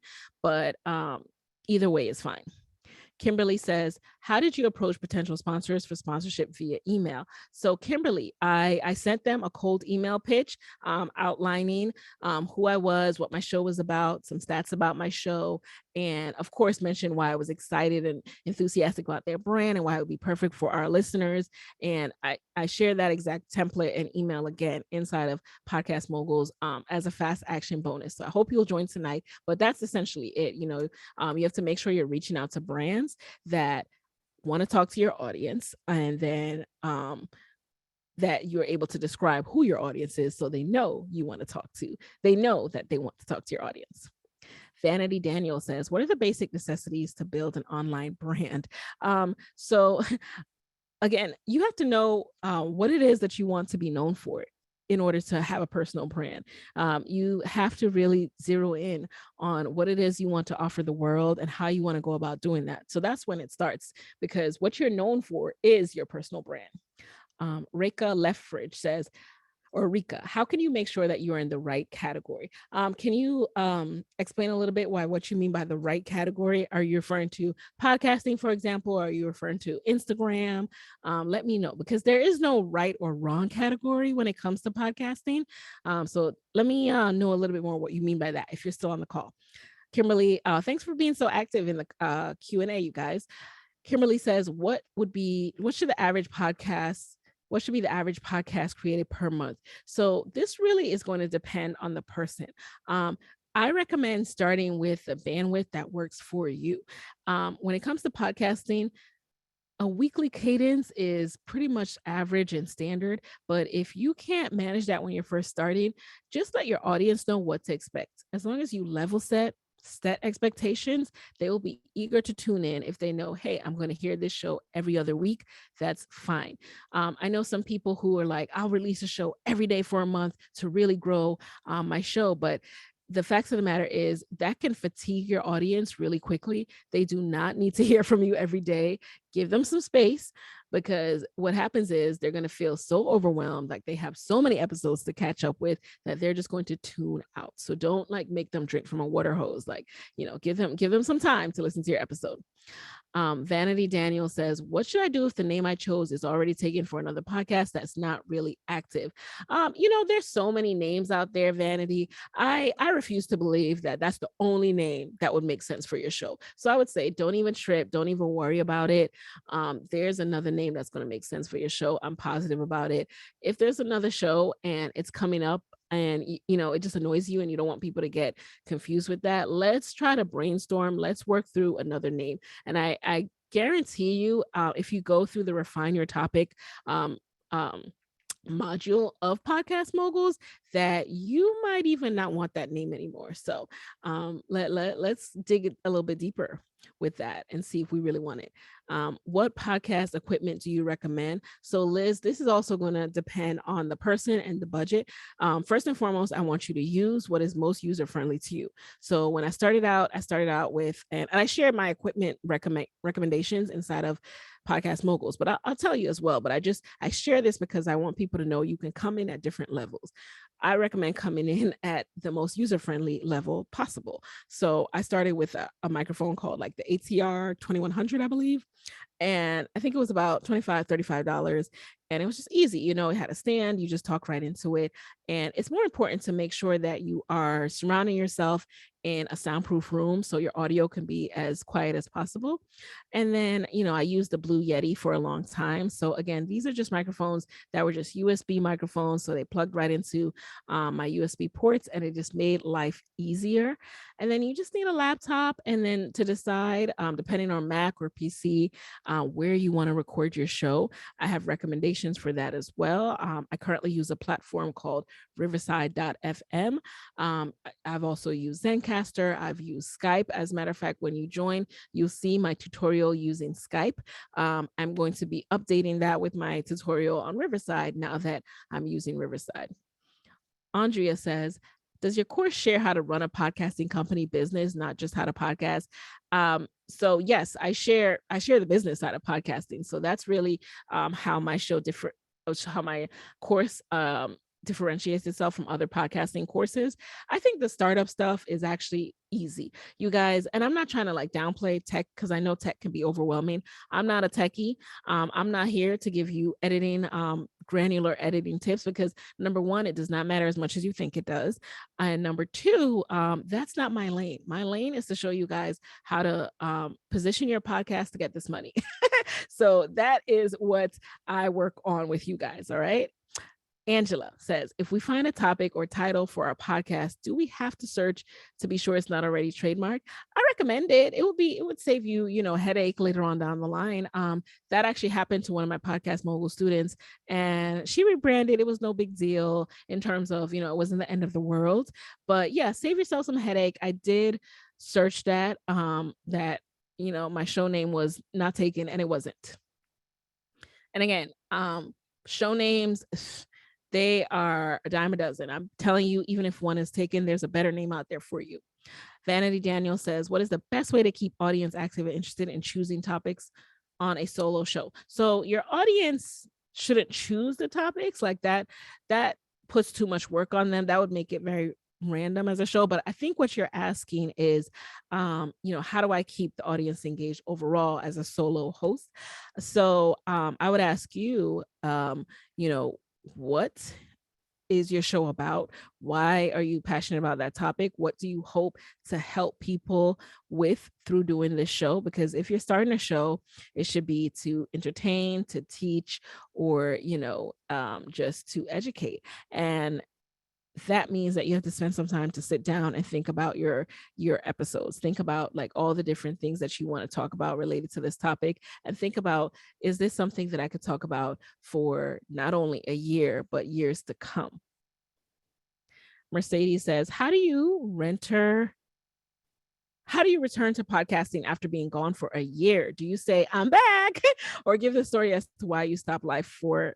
Yeah, give your audience an update. And listen, some of them will be gone, but new people will come. New people will come because you are going to do your work to make sure that your episode titles and your show description, that all of that explains what your show is about. So as new people search for that information, they are going to find you. So yes, do a quick update, let people know, hey, here's where I've been. You don't have to get, you don't got to share too much if you don't want to share your business, or if it's triggering or what have you, but let them know, hey, I had to take some time off. Life, the last 2 years has been crazy, but I'm back, and here's why I'm back. And let's get into the topic. All right. Britt Samuel says, thank you, Nikayla, for hosting this webinar. You're welcome. My podcast is focused on interviewing minority women who are pursuing their passion and purpose while in motherhood. Woo, don't I know about that? I've had some big guests on the show, but I struggle with confidence to pitching myself to brand publications because I feel like I need 10,000 downloads or more. At what point did you feel it was time to start pitching yourself? Also, how can I get you in my guest chair? All right. So a couple things. First of all, email me, hi@sidehustlepro.co. Mention the webinar and you asking a question for the guest chair. And then number two, so this is where practice comes in. The more you do something, the more comfortable you will get.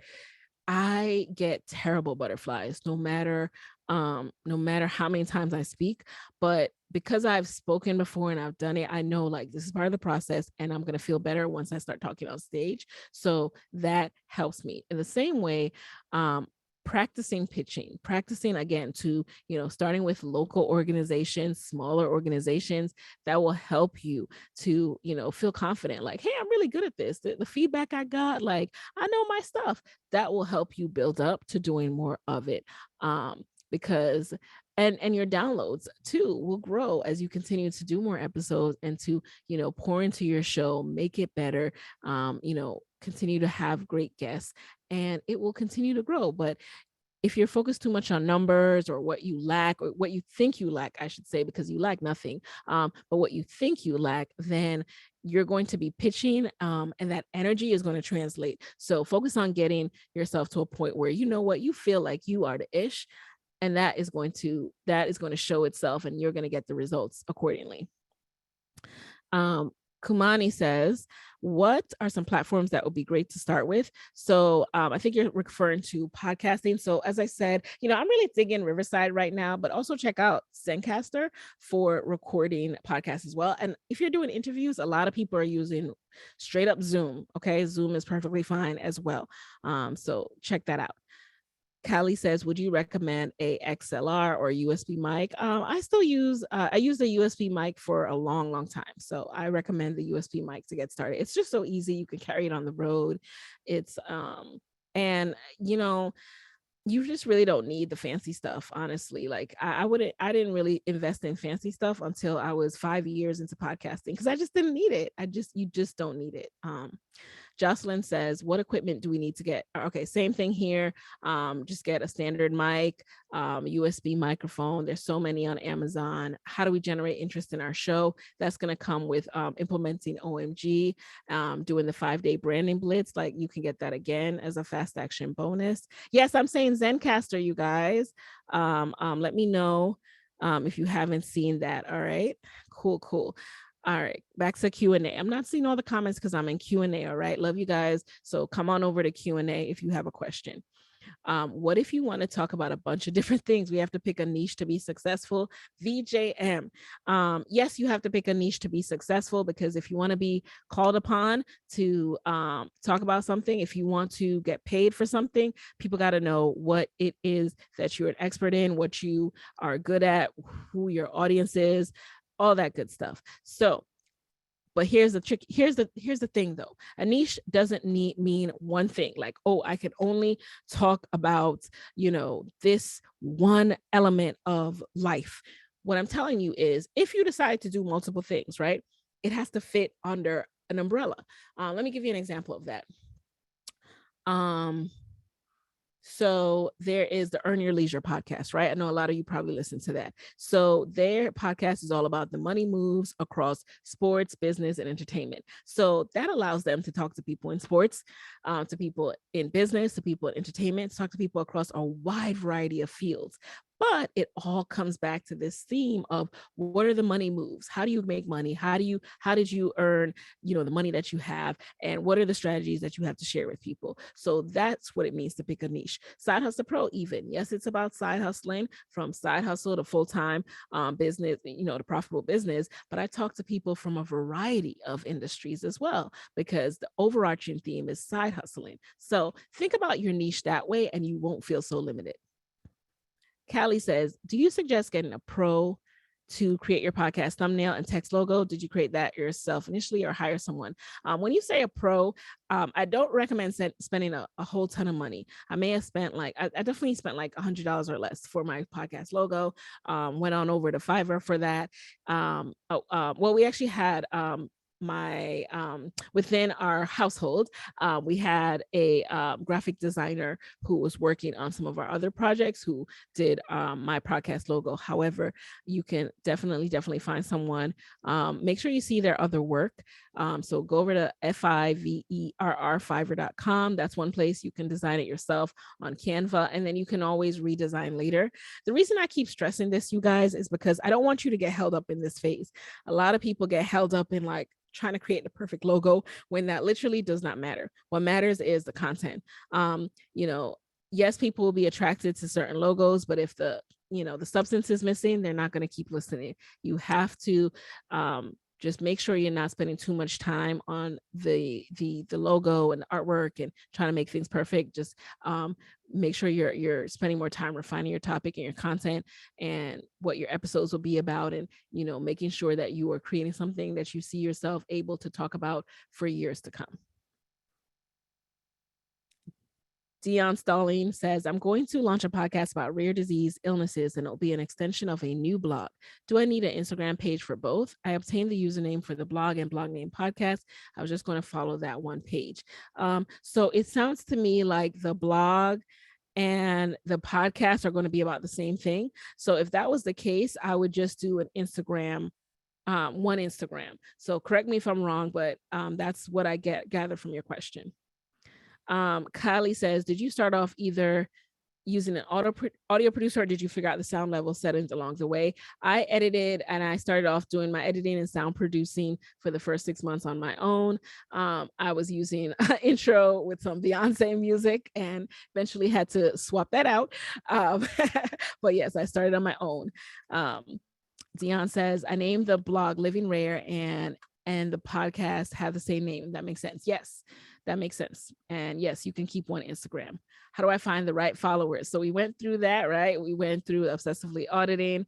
In terms of that, you are going to spend some time inside of the course doing an exercise to find your perfect listener. It's going to involve some homework. You're going to have to get on the phone, and then you're going to be able to have a profile. You're going to be able to sketch out a profile of your ideal listener.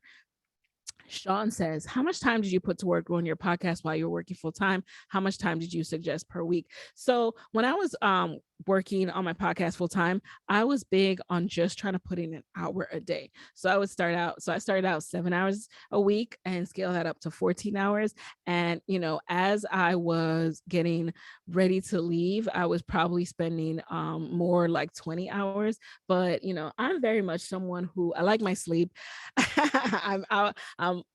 And that's why I had to end up outsourcing after a while. Well, when an editor pitched me, and it was around the same time that I was also pitching sponsors. So as soon as I was getting some checks for the show, I was investing that back into the show so that I could free up some of my time editing and, use that to focus on my strengths, my zone of genius, which was, social media marketing. Quatilla Attaway says, how long should a podcast last? So this is going to depend on your audience. So there's some ideal listeners who love a 2-hour show, and there's some that are like, keep it 30 minutes or less. So you're going to find this out when you do your perfect listener calls. Key Myers Duggan says, when I promote my podcast all about overcoming fear and building courage on Instagram, it seems that IG suppresses it. I get very little reach when I advertise my show. I alternate between static posts, videos, audiograms, or reels. Any guidance? So drop the Instagram, and I'll see if I can quickly scan it. But I mean, ultimately, if you are thinking about your post as an advertisement, then it's likely that it's coming off as like an ad.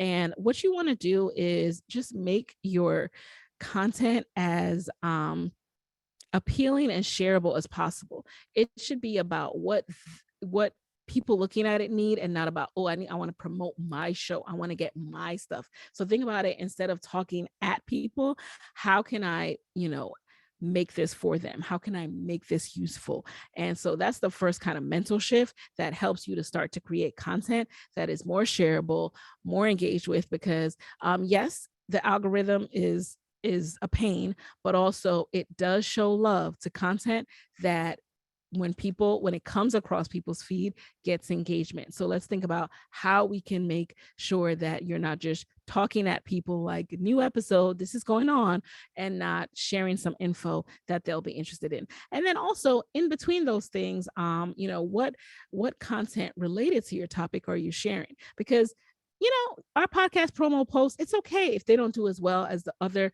posts on our podcast page, as long as we're getting engagement for the other posts. Because at the end of the day, humans are smart. They can tell when something is promotional, and that promo stuff is just never going to do as well unless you put paid behind it as just organic posts about everyday life topics that people want to engage with and share. Jocelyn Kennedy says, how do we find local in-person networking events? Should we develop a 1 to 2 minute business pitch to share at networking events? No, I wouldn't go in to an event thinking about business pitches, because, all right, so you can find events on things like Eventbrite, on Facebook. You can look at local events in different areas. So that's one way to find events. But then 2, you should just be going and genuinely connecting with people like, hey, how are you? What brings you here? What do you like doing here? And not like, hey, I have this show and I want you to learn about it. Because anything we do, we have to remember that no one, logged on to Instagram that day or came out to this networking event hoping that someone would come promote at them. Kamani Lynn says, do you recommend making new social media accounts geared specifically for the podcast? Yes. Mercedes, what list do you use to house your email list? I use ConvertKit. Angelica says, what is the average time investment weekly to ramp up? So I talked about that 1 hour a day. When you're accomplishing that, ramp up to 2 hours a day and more. Vandy says, do these tips work for personal journal, reflecting about my life and my experience type of podcast? So are you saying that you want to start a personal diary as your podcast, or start a podcast just about your, like, so that's sounding to me like a YouTube channel. So just give me a little more information, Vanity. But thank you for sharing these questions. Sydney says, how do you find the podcast charts and which ones are reliable? So you can find the podcast charts. So the podcast charts that I mean are more um the podcast charts that people pay attention to are the Apple Podcast charts. And so when you go into your Apple Podcast app, you're going to go to the Browse tab. And then when you scroll down, there is a quick link called charts. And then you can see categories. And that's when you can search by business charts and so forth. Key says, should pitching be reserved for when you're a season versus on a break between seasons? I'll be doing some packages to promote the shows during the off season, which could be an interesting opportunity. Would appreciate your thoughts. So what you can do is you can batch record your season. And while your season is going, do the pitching then. Like you want your show to be active and look active, and for someone to go to your show and see a recent episode while you are pitching them. Shelby says, how did you navigate and nurture being consistently confident in the midst of growing your podcast show? For example, how did you remain confident in your journey towards pitching to companies and possibly experiencing rejections? So I thought of it as, first of all, I would pitch so many companies. I would just think of it as, I would think of it like, an equation. Like, let's say I'm expecting 1% ROI and I know that I want 5 sponsors, then I need to pitch. I know I need to pitch this amount to get 5 to equal 1%. You know what I mean? So I would just think of it like that. Like it's just a numbers game. I know not everyone is going to respond. So that just means I got to be on my game and find even more brands that make sense for my show. And I always just think about it as they don't get it yet. Not everyone's going to get it. And also, podcasting is still relatively new. So some companies are interested, but they just don't have the infrastructure. Like the decision makers are just not wrapping their mind around podcasting enough. They don't have a system built in to track the ROI on podcasts. So do recognize that there's a lot that goes into decision making. And whenever you get a no, it's rarely about you. It's really about where the company is in that moment. Sydney says, I've started my podcast. Congrats. And I don't have a specific topic or umbrella outside of being focused on millennial women, but I've gotten 6,000 downloads after 2 seasons. Congrats. Should I still consider a rebrand with a more specific focus to grow? Well, yeah, if you want more downloads, and that tells me that there is an interest from millennial women. And again, I don't know the name of your show. I don't know what your episode topics have been. So I'm speaking blindly here. But I will say that all it is creating an opportunity for you to have even more impact, even more downloads when you are able to refine and let people know exactly what your show is, who it's for, and what topics you're going to talk about, what umbrella the topic are over those topics. Melvin says, can I do a podcast without showing my face? I'm an introvert. There are several on the market where the interviewer is just asking questions. So yes, originally, podcasts were very much an audio first platform. You did not need to see people's faces. And there certainly are podcasts where that mystique still exists. But in 2022, I will say that it's very hard to do that. And what you should instead think about is you can focus on the guests. When you promote the show, you can focus on the guests and highlighting their stories, and make sure you're doing that really, really well. And then we'll touch on the introvert part next, but just focus on that first and foremost. Priscilla says, what are good sites for selling online merchandise? That also helps. You can definitely check out Shopify. Shopify makes it really easy for you to do merch and to start the shop yourself. Peaches Williams wants to know, can someone at a later date purchase the how to start a podcast information? If you mean this masterclass, it's not for sale. However, you can watch the replay. I will send out the replay. Sydney says, I'm already thought of as a leader expert in my profession, law, but I don't want to talk about that although that's what I regularly get called to speak on. How do you pivot to another area of focus? You pivot by starting to talk about that other area of focus. Simone says OMG acronym stands for so obsessively audit, make new friends, and go over the data. Taryn says the last point about getting a featured or speaking conferences feels geared toward B2B podcasts and less B2C podcasts. How do I spin this for a consumer audience? That's interesting that you say that, because that's actually not what I was talking about at all. So that's interesting that you feel that way. I think you can gear this towards anything. You can gear this towards B2C if you'd like as well. Like, check out my interview with Shanitria to get a better sense of this. Alrighty. Kimberly says, if you own a business, should you get a different website? Yes, you should get a different website for your podcast. For making the pitch, is your portfolio with your bio and headshots, et cetera, on your website? So you want to have a website, and then you also want to send a media kit because they're going to want more granular data in the media kit. Kumani says, what kind of equipment? Okay, I answered that. Naima says, when you're starting out, how often should I post a video? I'm currently, so when you're starting out, make sure you're promoting every time an episode drops, a few days after, a week after that, so you're continually sharing the content. Angela says, do you think the podcasting space is oversaturated? In other words, no, it's not oversaturated, Angela. Think about it as like television or movies. No one ever says, oh, movies are oversaturated or TV is oversaturated. You need continual content and new content to come out each and every day.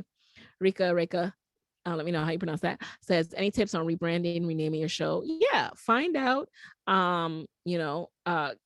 go through the topic refiner exercise, go through the position in your podcast exercise, find out who your perfect listener, there's a module for that as well, and then determine how you need to shift your content, and then we'll work on the rebrand from there. Angela says, how do you make income from the show?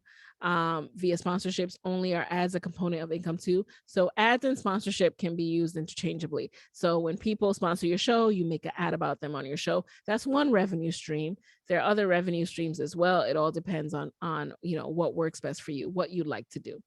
Shayla says, I've seen your podcast shows on YouTube and I listen to them on Apple Podcasts. Has one of these platforms giving you a better response rate from your audience? So I started out with just audio, and I just transitioned onto YouTube in 2021. So obviously the podcast apps have given me a better response rate because they are native to podcasts. That's where most people listen to podcasts, but YouTube is incredible for search engine optimization and just for building intimacy with your audience. Miss Carol says, is there any specific type of equipment? Okay, we talked about that. Sydney, for the Moguls program, is it self-paced? Yes, it's self-paced. Miss Carol says, what if your topic may not be popular, but is empowering women in anti-racism? How do you find that audience? There's an audience for everything. Like I touched on with the Nia Clark's example, she has a podcast about the Tulsa Race Massacre. Within 4 months, had over 100,000 downloads, was tapped by BBC to narrate and, create content for them. So there is an audience for you. Popular is subjective. Lindsay says, to what extent does the course content apply to international markets like Canada? So it all depends on your questions. And, if there's something that I don't know, I'll make sure to get that information for you because, hey, I want to learn new things about each particular market as well. Sharima says, any tips on starting a video podcast? Oh yeah, I have plenty of tips on that. What are your questions? Angelica says, how many email solicitations should you send each day or week?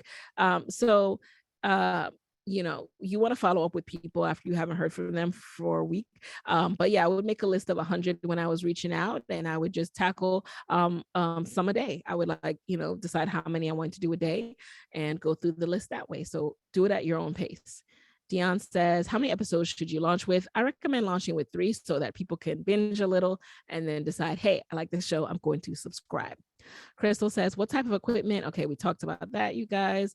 Reka says, for podcasting, making sure your niche matches the category listed on Apple so you can be top rated. Okay, well, with that, I think some of that is self-explanatory. So if you have a podcast about entrepreneurship, you want to put business first. If you have something about social media marketing, there's a marketing podcast. So a lot of that is kind of self-explanatory. But if you have any questions, you can certainly share it in the Facebook group.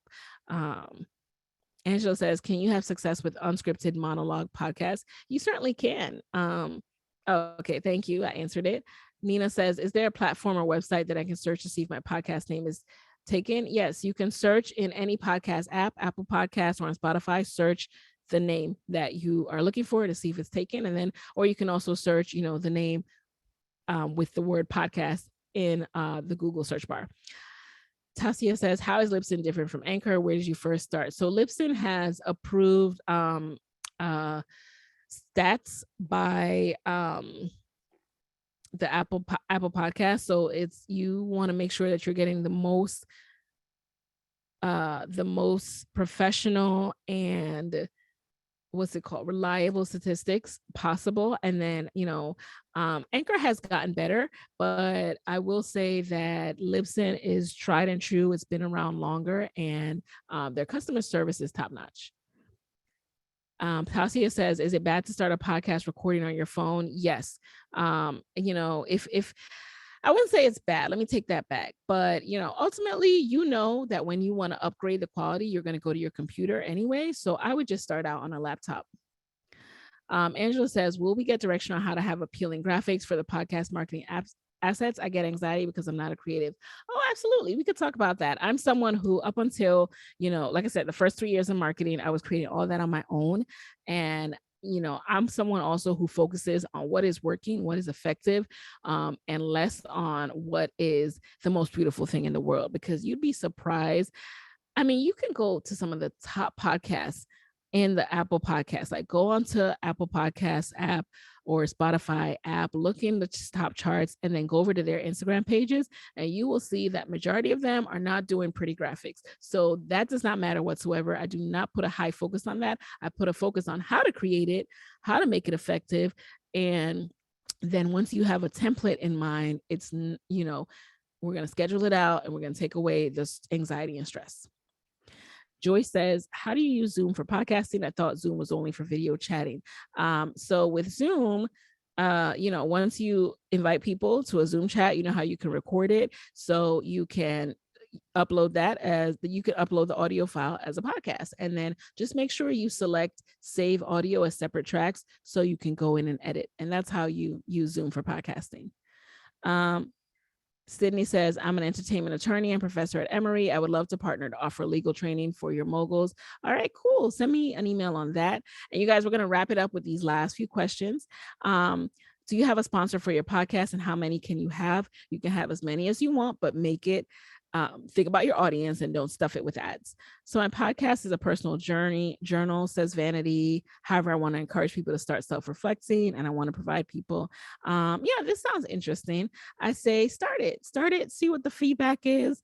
And, let's go from there. You can literally do a podcast about anything, but it's always also, in addition to thinking about what you want from it, make sure you're thinking about what your audience needs from it, because once you start a podcast, it's about your listener. It's not about you, because if you want people to listen to it, then it's about them. Last few questions, you guys. What reassurance is there that the cost is worthwhile? So Ayana, this is a completely personal question. So what I mean by that is it's a personal decision. I showed you the thought process that I use to make such decisions. The decision of if something is worthwhile is completely based on the person making the decision. So that means then you have to tell yourself, okay, will it be worth it to me if X? You tell me, what's your X? So for me, when I was making the decision to spend the most money I'd ever spent on a sponsorship intensive, to me, that X was, if I make back that money with a sponsorship, it'll be worth it to me. So what is your X? Decide what your X is, and let's go from there. Ayana says, if one is not satisfied within the first half of the course, is there a money back guarantee? There is no money back guarantee. I won't say unfortunately, but because of the digital nature of this course and the era that we're in, someone could easily come into the program, download all the materials and say, I want my money back. Unfortunately, that is just too much of a risk for me. So there is no money back guarantee. However, if you're dissatisfied, shoot me an email. We can talk about what your struggles are. And, I'm happy to do whatever is within my power to help you through that challenge, because it is of no value. And, if people aren't happy, that's not good for me either. So of course I want you to be happy. Sydney says, thank you for your time. Thank you guys for sticking around. Melvin says, do I need to trademark my podcast name? Not, okay, so make sure it's not taken. Make sure it's something you want to stick to and that you're going to keep doing. So I looked into the trademark process about 6 months in. Before that, I knew that it wasn't taken, but I made sure I wanted to stick with this name before I invested the thousands of dollars. So that's how I would approach that. Last 3 questions, guys. Risha says, what length should each episode be? Completely depends on your audience. Like I said, some people like 2 hours, some people like 30. You'll have access to this course as long as the course exists, which is, so once you're a podcast mogul, you are a mogul. And Jocelyn says, oh, you're welcome, Ayana. Jocelyn says, my friend and I are interested in starting a podcast about being Black special educators to address the tons of questions that we receive as special educators. How do we research brands that want to reach our audience? So I would start Googling brands that work with special educators. And, whether it's brands that work within the school context or what have you, that is going to be your first point of research. All right. So you guys, if you have any further questions at all, reach out to me at hi@sidehustlepro.co. We've gone well past 9:00. So I do want to wrap it up and give everyone back their time. Shout out to all of you who are still here. And again, any further questions, just hit me up at hi@sidehustlepro.co. I will be sending out the replay. Welcome again to everyone who joined. I'll be reaching out to you guys with your bonuses tomorrow. And with that, have a great, great night. Thank you guys so much. And, I'll see you inside of class.